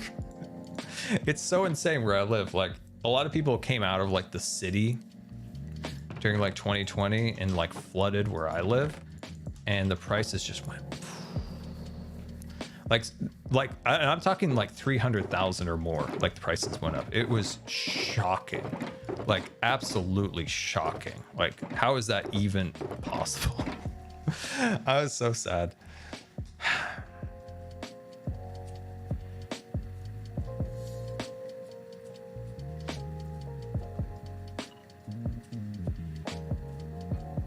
Yeah, rent skyrocketed too. Oh yeah, for sure, Z's, for sure.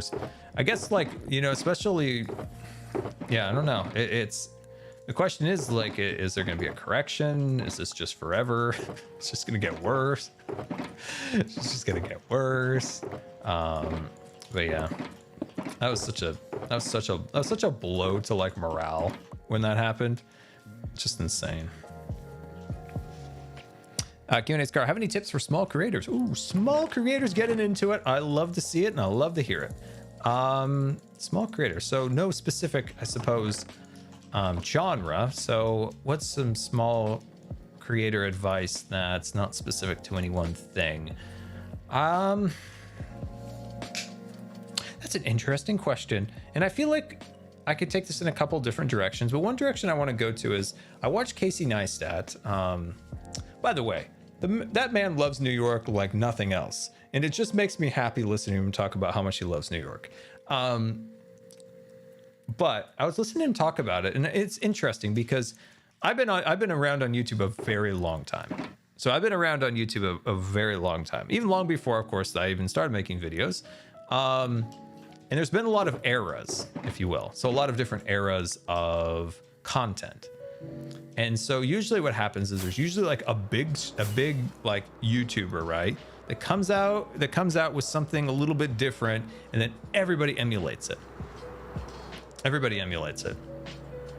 So one of the big ones that happened was the Casey Neistat era. And when he started doing his vlogs, a lot of YouTubers started taking pieces of what he did, right? The setting your camera down, you're walking away, and like a lot of different aspects of what he did. And he made the Gorilla Pod and all those things like super famous for vloggers and stuff. What we're currently living through is the Mr. Beast era. So we're kind of in the Mr. Beast era of YouTube. And what that is a lot of like really like, hey guys, what do we. So like it's a lot of very like fast action, retention is key type of era right now. And so what I mean by saying all of this is that when you start out, please try to not emulate the current trends and stuff like that, because those current trends, if they're already out in the ecosystem, they're on the way out, because there's always the ups and downs of YouTube. So what my advice is to a young creator or just somebody getting started is to actually find what makes you excited to make content, not what you think other people want you to make, if that makes sense. It's how I see like content creation is like, you have to find what makes you happy and what you are, like the authentic, like yourself. And if I tie it back to a podcast I watched of Casey Neistat, he was talking about how like it seems like YouTube has gone through a few phases where it became very corporate, right? So this is also my interpretation. Like YouTube in the last couple of years have also been very corporate. So a lot of, corporations have come in and stuff like that. And there is a sense out there that there's a lot of like desire for like very authentic content again, and not so much of like the flashy overproduced stuff. So like getting back to more like authentic, this is me in front of the camera, it's just me hanging out and not like this giant corporation behind somebody. And when I say giant corporation, that's not to say like Linus Tech Tips, who hires a lot of people, is a giant corporation. Not at all. He's a YouTuber through and through, and that's like an amazing YouTube success story. What I mean by that is just some giant corporation buying up channels and just, Tonight Show nonsense, all of that stuff that kind of came into YouTube that just feels very like un-YouTube. It's just, a repository for, stuff from their other channels and stuff. So I think we're getting back into an era where it's like a little bit more of like the you and like the authenticity of it. Like that's what people seem to like. And that's what I wish there would be more of that coming into YouTube. So when you're thinking about it, really find what's you about it. And it's another great podcast I listened to the other day. It was, I forgot their names. I've only seen 2 other podcasts, but their name escapes me. But it had Doug DeMauro on it from the cars and from his car channel. He does like car reviews, and he was talking about how do I explain it? Like he was talking about his production and how it's just basically just him and his phone. 1-bit attacked. X500. Hi Scar. You and the other hermits have inspired me to start a YouTube channel, and I started playing a survival world with my friend. Let's see. I'm excited to build the Jedi Temple Mega Base. Dude, that's awesome. But I'm having trouble getting used to the camera. Do you have any tips? Getting used in terms of like talking in front of the camera? That's an interesting one. I would say, you know what you do? This is how I did it, or at least one of the things that I did. Before I ever started doing YouTube, I commentated me just playing the game. And I would just commentate whatever I was doing. I would play a video game and I would just commentate it. And in my head that I knew there was nobody watching and I could be myself and I could just have fun with it. And eventually it just got more and more easy to do it eventually on a camera. But at the end of the day, it's always going to be hard. It's always going to be tough until you start getting muscle memory and it just becomes regular. So sometimes you just got to fight those demons and you got to be a little uncomfortable, a little bit uncomfortable, and just keep pushing and pushing and pushing. Because if you go back to my original videos, you can see that I had a very difficult time talking. I'm like, hello, everybody. We're going to play some Minecraft today in my super awesome Minecraft world. So you just have to get used to it and just know that there's going to be growing pains. That's something I wish I would have known long ago. Was like, you're not going to be great when you start out. That's just the way it is. Nobody's going to be fantastic. So you just have to get more and more and more used to it, and just know, like, I got my eye on the prize. I want to get better, and I want to get better and better and better. So just always just realize, kind of terrible right now, but I don't want to be terrible. I'm going to continue to better myself over and over and over and over again.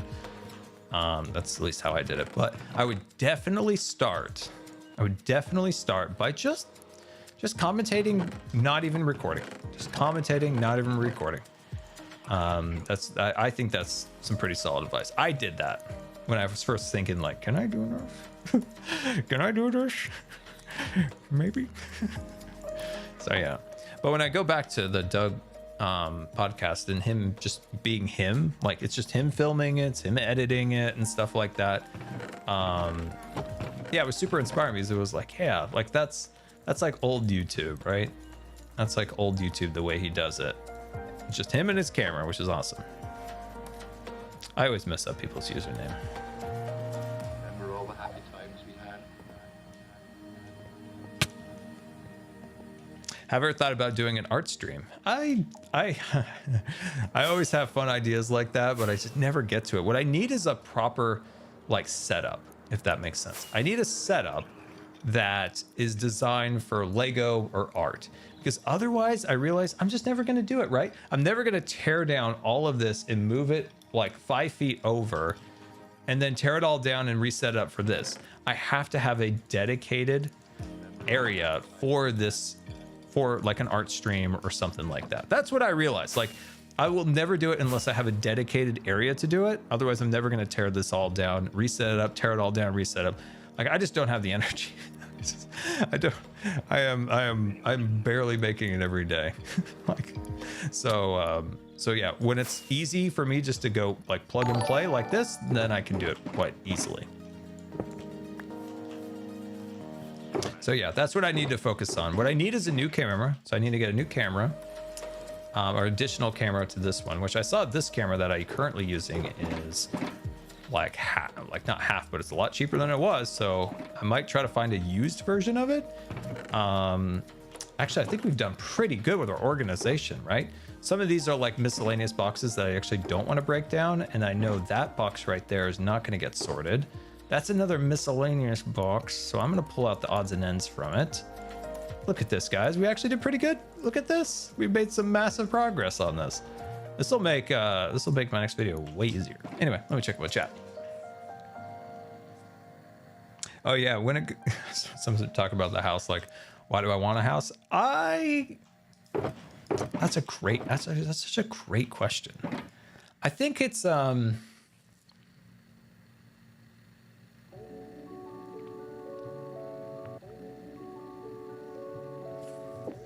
that's a great question. I think there's a multiple like ways you could go about it. It's like there is like a sense of ownership that I think is cool. Like you kind of own something, you kind of make it your own, I guess, suppose. And another thing too would be, I guess for me, like the only space that I have in this house is just my room, right? I have my computer, I have my bed and stuff. Like it would be fun to have like, you know, space to, you know, have other things like I guess what I would say is like, I would love to have this. I'd like to separate my bedroom from my making videos, because sometimes it feels like you wake up, you go, you know, you work on your stuff and you go to bed, and it's just like back and forth. It's nice to have that separation of those two things, so you can kind of turn off that portion of your brain when you want to go to sleep, so you're not always like focusing on, you know, content and creating this and this and that. So there's lots of little things like that. Bets on when the next Starship launch is gonna be? Dude, I have no idea. Like, you listen to SpaceX and they're like, dude, we could launch tomorrow if we wanted to. But then you're like, oh, but FAA is not gonna let ya because of your FTS is not good. Your FTS system is not great. Which is partially, that's also on the FAA a little bit for like approving something that didn't really work. Nike Togi me bit attacked. X500. Equipment fund, let's go. Equipment fund, thank you. Thank you, I appreciate that. Yeah, thank you for the bits. So yeah, when do I think Starship's gonna take off? I would say within 6 months. That's a long ways out, but you have to take into account of a lot of things. It's also me being fairly optimistic. So it's also me being fairly like optimistic at 6 months, I think, because I'm an optimist and I really want to see it fly and succeed. So I say 6 months. Do I think it's realistic? there's a lot of challenges, right? So some challenges I found, because you know, there's people out there that, you know, like will over exaggerate one thing and underplay another thing. The truth is always in the middle. And the launch mount looks horrific. Like the destruction at the launch mount looks horrible. But that's the thing. When I saw that, I was like, that looks really bad. Are they ever going to be able to fly? Are they going to have to tear down the whole thing? But then I remember the one thing I try to keep in mind in my head is that first reactions to things are usually incorrect. So I was like, here's what I'm going to do. I'm just going to be open-minded. This looks horrific and it looks like they're never going to be able to fly with this current hardware, and they're going to have to tear it all down and rebuild it. Or maybe it's not as bad as I look. So I just decided I'm just not even going to even take an opinion until I hear more. And for the most part, from what actual people that know engineering, aerospace, and all these different things have said, is that the ground hardware looks horrific, but is not quite as bad as it actually looks. So basically what they have to do, fill in the hole. They've already basically done that. Put in new pilings, and then attempt to use this new steel plate pancake thingamabob that SpaceX is talking about, to prevent the explosion of concrete, which happened. So you that seems like doable. They're working on that. The launch mount is more intact than it was believed to be. The launch tower is fine. The tanks are going to get replaced to horizontal tanks. And so that part actually seems doable. In the next 6+ months, I think they can fix that and move on to the next test article. But the biggest challenge they're going to have is with the FAA and the FTS system. The FTS system is the system that detonates the rocket in case of something happens. So if a rocket goes off and starts veering towards a populated area, they push the big red button, the rocket explodes. The problem was when Starship took off, besides a myriad of other issues internally to the rocket that happened, the FTS system took 40+ seconds to activate. So by the time they pushed the button, it took 40 seconds. If the vehicle launched from the pad and started veering in a very dangerous way, that would be really, really scary. So they need to make sure that that system goes off when they activate it. They also need to work on, and they've already basically fixed these issues on the future vehicles, because the future vehicles are not using hydraulics. They're using like electric, you know, engines and stuff. So the engines don't use hydraulics to move. That was something that failed on the flight. So there's little things like that that they really need to work on. And the horrific looking launch pad is actually not really the problem, as far as I've tried to look at it and see like what is wrong and when can this fly again. Because I want Starship to succeed. It's gonna be exciting when people go back to the moon and stuff. They can't go to the moon until Starship's successful, because that kind of brings the, you know, the lander. Plus, I don't know, I love hearing scientists talk about all the fun things that they're looking forward to when Starship is operational, like all the incredible like probes, and satellites, and telescopes they're going to be able to put in orbit. Like if you ever listen to like the JPL guys like talk about that, they're like, oh my god, we're going to be able to do this, we're going to be able to do that. Like it's exciting. Like that, I love it when scientists are excited and like passionate about it. It's exciting.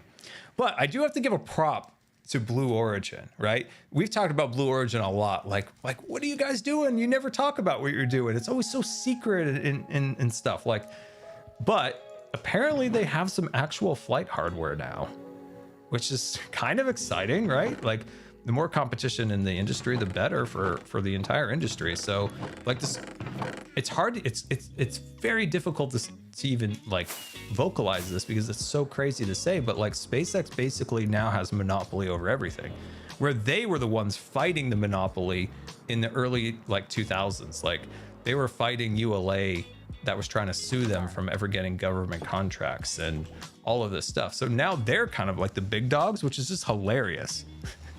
It's hilarious to see that. If you've been following SpaceX as long as I have, the very first time I heard about SpaceX was in an Air and Space magazine in 2008. Like, I think it was 2008. It was somewhere around then. And it was crazy because back then they were like struggling to get any contracts. Like all the big dogs were constantly holding them down. And now they're kind of the big dogs. So what I mean by that is that Blue Origin and some of these other guys, it is really important that they do that they do get competition. They need competition. They can't be the #1 people, because look what happened when ULA was the #1. So I'm excited that Blue Origin does get a new Glen off the ground, because it's better for everybody if they do.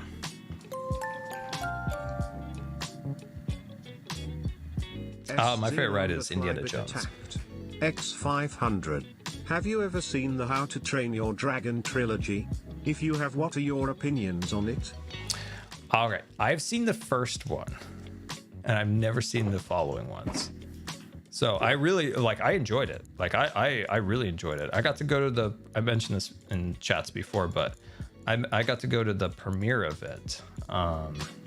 There was a family friend, and they invited me to go long ago when the first one came out. And I got to go to the premiere, not the premiere where like the annoying red carpet and like celebrities were, but the premiere where all the production people were there, the animators, the tech people, the writer, you know, like all those people were at this one. So it was really cool to be at the place where these are like the actual people who animated and did all the actual work to make it become a reality. So listening to them like talking amongst themselves was really, really cool. And I really liked the movie. It was good. I just never saw the following ones. Yeah, the real people. Yeah. The real people.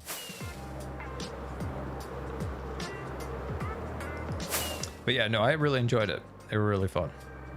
We're gonna push the button. We're gonna push the button, and then we're gonna go in the camera account and see if anything is broken. We are gonna see if anything is broken. It's an amazing trilogy. It's something I definitely have to go back to and watch for sure. But I love the first one.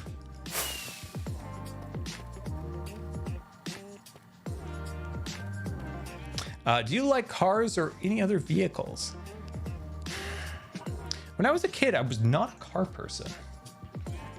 Since then, I've grown like an appreciation, if you will, like for engineering more and more. And I can see like that engineering oops, this isn't actually showing up for you guys. I have like an engineering appreciation for cars. Cars that I do like, I love like, I got this from my brother, but I really like Land Rovers, like Land Rover Defenders and all those things. Like he got me into liking those. This is not working. Xisuma! Xisuma! Oh no. Oh no. Red alert. We got an emergency. I'm switching over to my other account. Oh no. We're gonna lose those boxes. I am a shulker rescuer on a mission. I'm gonna die. Oh, too fast, too powerful. I was too late. No. No, I was too late. Oh no.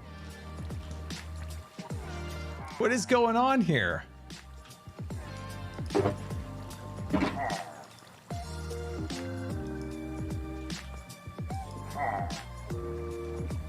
This minecart's a little askew. I wonder if it's not like going into these other units. Oh no. That's a lot of resources we just lost. But why is it not functioning? Let me give this one. Let me go outside and see if... Man, we were so close to catching those boxes. Oh man, that's a lot to lose. Huh.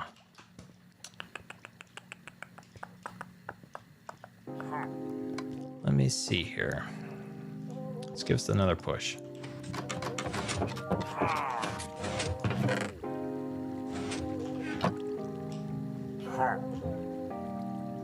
It looks like it's not filling, right?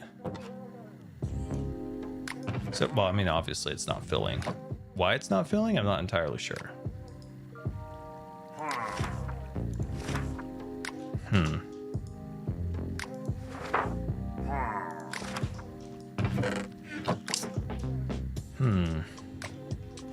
I looked away for 10 seconds. Yeah, I don't know. Huh.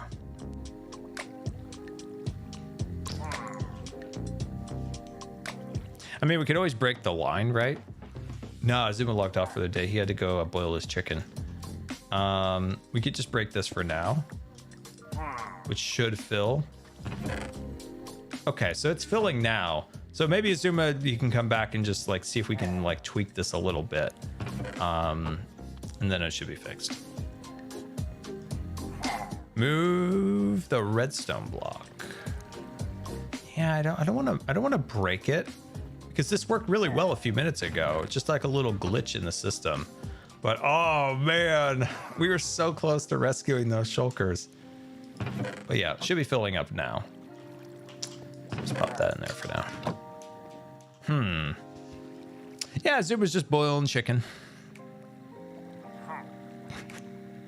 What happened to the shulkers?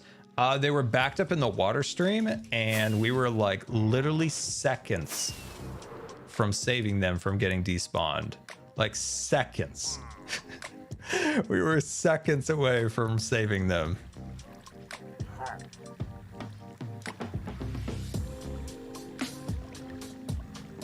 We were seconds.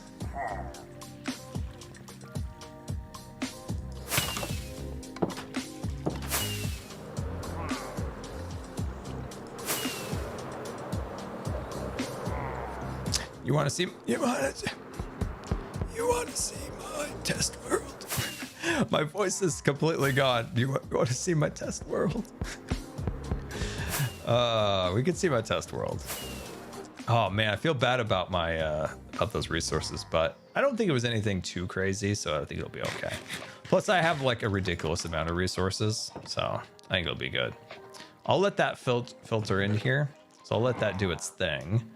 But at least we have cleared out all of those boxes, so we can start working on getting the getting that set.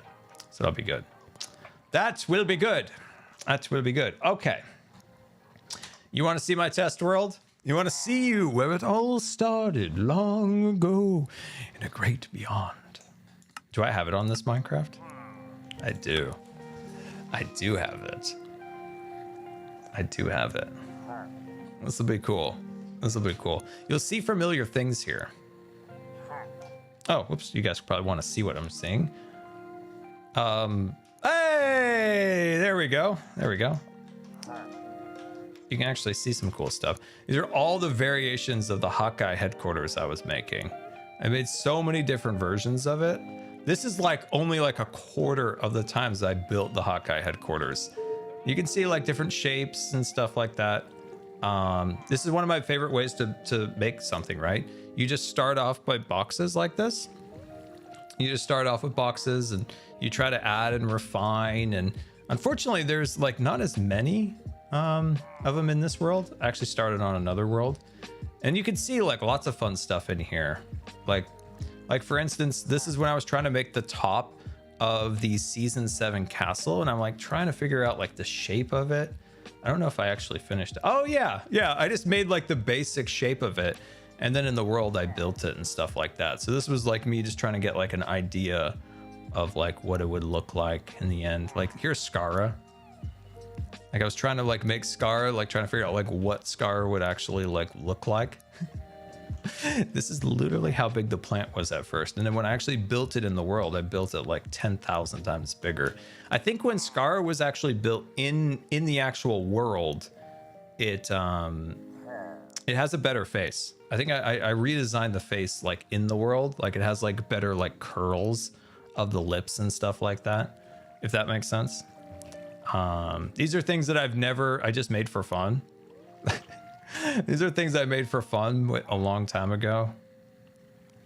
Oh, these are funny. These are like glass houses when I was trying to figure out how to make a glass house. Eventually, obviously, like, so this is like in season 6, right? When I made Ghostly Glass, I made a test build of it here just to get a feel for like what works and what doesn't.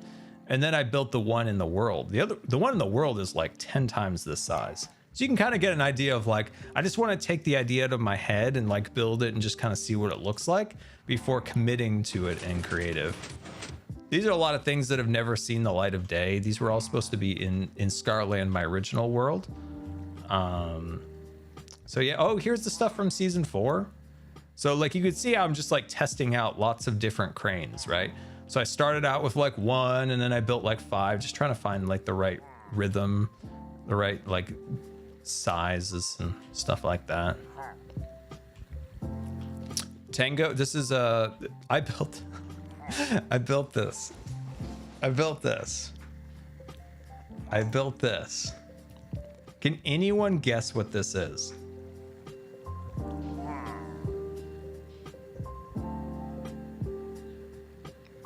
Rascal, well done. Everybody give Rascal a hug. So in season 4, Tango made the worst thing he has ever made in his entire life, was called the Tangler. It was horrific. My video from that should be burnt. I have never gotten so frustrated with a thing in Minecraft in my entire life. The Tangler was horrible. It was the worst 9 hours I've ever spent in Minecraft, or however long I was stuck in it. But Tango wanted me to make some kind of like, just something for the top, right? And he said like when he got back from work, I mean, it's a long time ago. This is when Tango wasn't full time. He's like, let's do something together. It was the first time I ever did anything with Tango, which was really cool. This is back in season 4, 2016.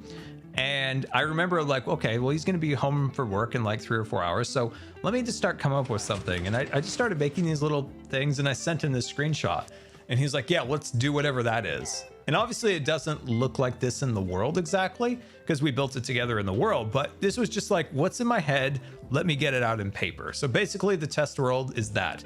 What's in my head? Let me build it, try to figure out what it looks like in the world.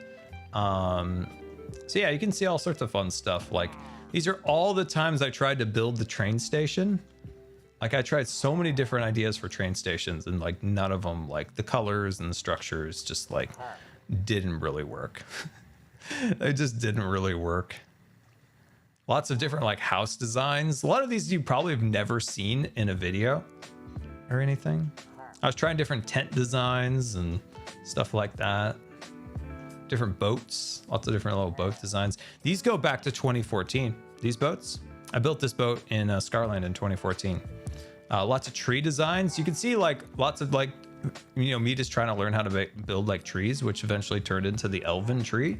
So like I couldn't get it like going. I tried so many different versions. So you could see like I just started out with dirt like so, and then, you know, just tried different versions. Some failed, obviously, like that. I don't even know what I was doing with that.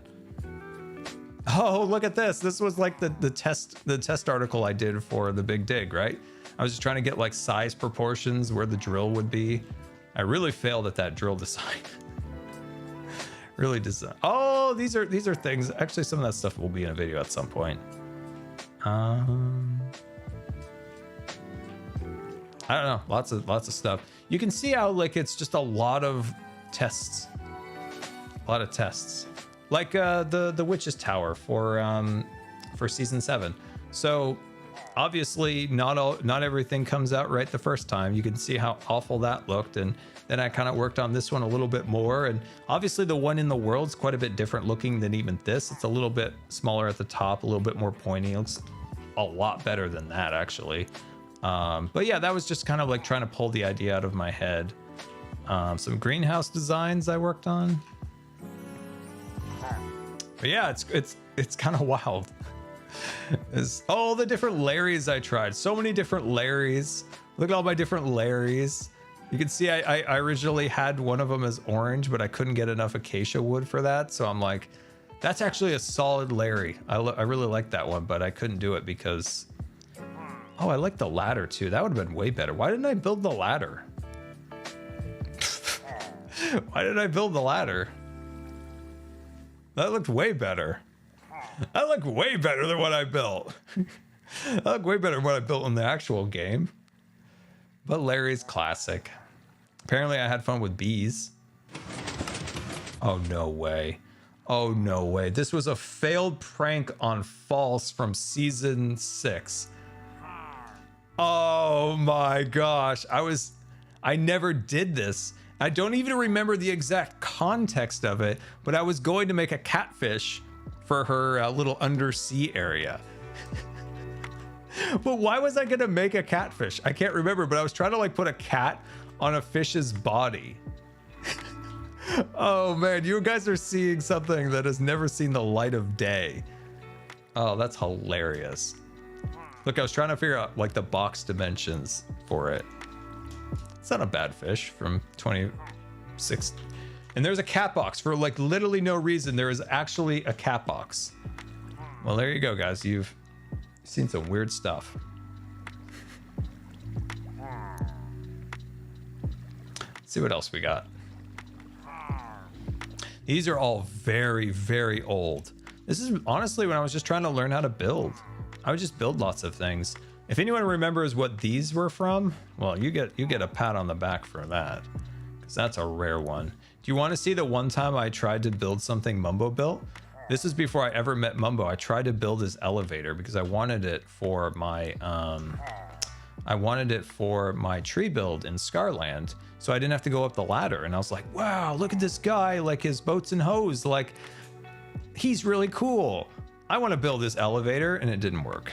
I don't know whatever this was, it did not work.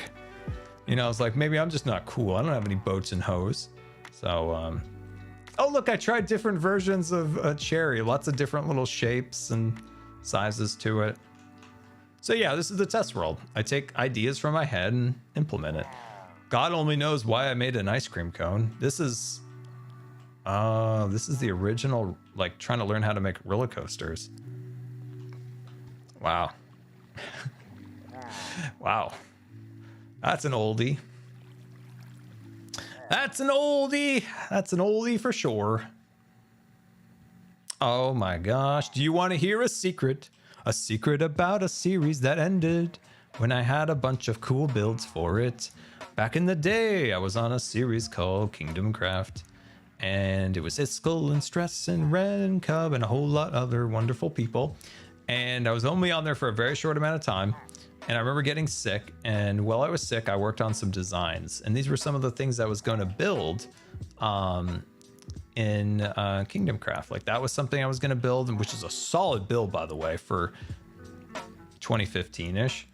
And these were like the barns I was going to build. Like, so I just, you know, obviously they're unfinished because they're like a pensive or whatever. I just pull out an idea and just see if it'll work or not.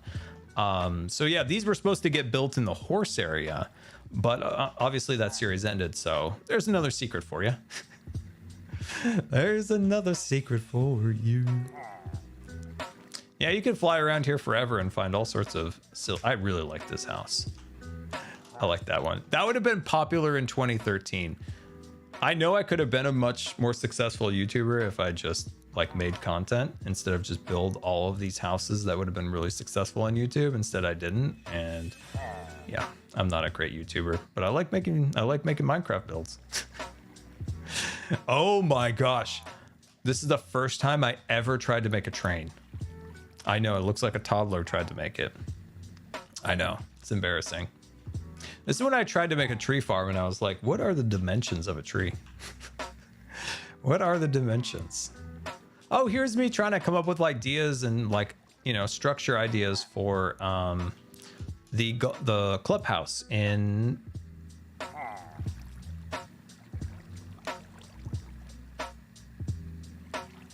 Hermitcraft Season 6, the golf course area. So yeah, that was just like an area, right? Just try to get some ideas on what it would look like. I think this is vastly different the way it turned out actually in game. I think there was like the floor dipped down, and yeah, it was quite a bit different.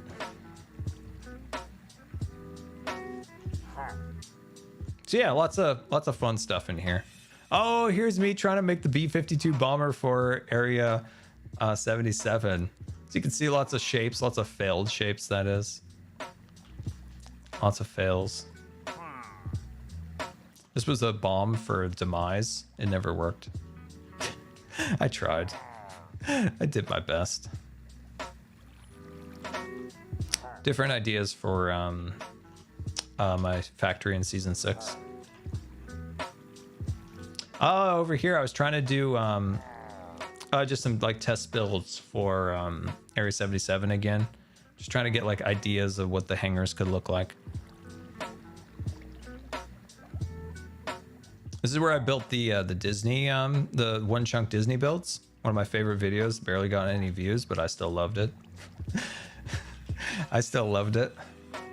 This is seriously one of my favorite things I've ever built. It's a mini version of Galaxy's Edge. So you have the Millennium Falcon down here. You have that little air traffic control tower. You have the spires. It's one of my favorite builds. Small World, Big Thunder Mountain, Jungle Cruise. These obviously look better in the world because like this one actually has like a Big Thunder Mountain vehicle in it and stuff. And then the train station, of course. It looks like a Twitch logo. It looks like the Twitch logo. These were ships. I was just trying to make ships, and eventually one day I needed a UFO, and I'm like, hey, UFO outfitters. There's UFO outfitters. So yeah, this place goes on and on. On and on. There's just eras in it. I wish I had more in here. Like recently, if I do a lot of test builds, I'll just download the Hermitcraft world download and then do the tests in there, which doesn't really chronicle like my journey of building, which I really regret. I tried to make the up house right here and it didn't work. So not everything always works, everybody. Not everything always works. You got to remember that. Life is full of trial and error. Nothing ever comes easy. Oh, ha, ha, ha. Oh.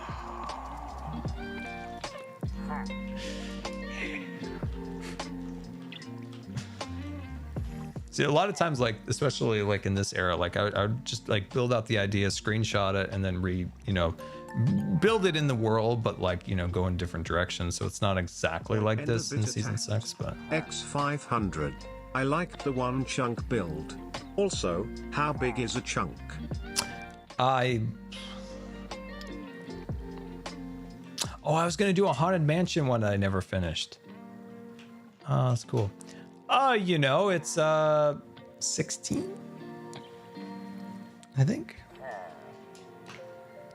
it's 16. Maybe.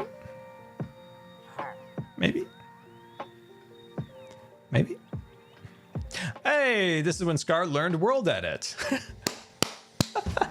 You can see back there in all those years, like I had no idea how to use world edit. And then this one arrow is like, everything floats in the air now. Scar learned world edit. Oh, I think that's hilarious. I love coming over here and it's like, Scar learned world edit. Oh, dude, look at the different versions of the hat shop I made. Oh, that's hilarious. Oh, I was making shapes for Aquatown here. Like trying to like build like shapes of houses and stuff. And there's yeah, oh my gosh, that's crazy. I love how many times I tried to build that tree. Like look at how many times. Like all the different times I like tried to make my elven tree. X500. My friend, you are harder on yourself than anyone else. We think the world of you. Oh, I appreciate that, Turkle. I very much appreciate that. Thank you for the bits. Oh my, as you can tell throughout like the world, you can see how like some builds just don't work, and you can see it, like they just don't work. They don't work. You try. This is the one time I nailed it the first time, and I'm always so proud of this. I nailed these dragonflies the first time I tried the test build. Thanks for the stream. You kept me company while I meal prepped. Oh, awesome. What did you make? Well, first of all, thank you for the bits. Very much appreciate it. I want to know what you made. Oh, and here's some pumpkins. Well, I guess there's like a couple different pumpkin designs. But here's a case of like, not every build works out. You try and you play around with it. It doesn't work. You move on. So, doesn't always come easy the first time, the third time, the 8th time, the 10th time, but eventually after a lot of trial and error, like you do get there. That's a funny house. That's a funny house. This was originally the design for the magical village. It was just going to be a series of mushroom houses, but the clashing colors, it just didn't work. So I went off in a different direction. Different chest monsters, trying different designs and stuff like that. Trying different things for it. That's pretty accurate to what was actually in the world, I think. It's maybe a little bit bigger inside. I might have made it a little taller once I was in the world. Different versions of my portal from season 6, just trying different shapes. I don't know why it made a mini runway. I don't even know what any of this stuff is. This is Redstone with Scar. Oh, dude, that's amazing. I don't even know what that was for, but it's super cool. Oh, I love that. Neat. Oh, here's my test build to see if it was gonna work to make the portal from season 6 in the pirate area. Obviously, the one in the world looks so much better than this, but you know, I had an idea and I wanted to see if it would work, so I just tried to give it a little go. Luckily, the one in the world looks 1,000 times better than that. Luckily, I nailed it once I actually built it. One claim of fame to me in Minecraft, besides inventing the chest monster term, was I built the first Adobe house in Minecraft. That's a solid house. See, this is what I'm saying. If I would have actually leaned into building like house tutorials, like into 2013 and stuff like that, channel probably would have been way more successful. Like refining this design and actually making it ready for a video, that would have done so well back then. But you know, I'm an awful YouTuber. I like to build, not good at that side of YouTube. But anyway, guys, hopefully you enjoyed this little peek in memory lane of our time like building in Minecraft. That was fun. That was fun. I really enjoyed that. That was sweet. That brought back a lot of memories. But yeah, guys, thank you so much for coming out to today's boring stream. I hope I bored you all to death. And thank you so much for the bits, the resubscriptions, the brand new subscriptions. Mods can't do it without you. And if you're a new follower, welcome to the stream. Welcome. If you're a regular, you know I appreciate you. You know I love you. So thank you so very much. And yeah, so let's see who's out in the wonderful worlds of Twitch, who we can raid. Who's out there? Who's a mystery? Who's a mystery person? As Sam. Turn that off. Okay. The homepage is always turning on now when I turn it on. Is that a wild and a courageous impulse? We can raid impulse. Let's raid impulse. If I can find the right button. Let's see if I do it better than the other day. There we go. Sweet. Awesome. Well, there we go, guys. Thank you so much for coming out. I hope you had a good time, or a boring time, that is. And once again, like, thank you so much for the support. It does mean an absolute ton.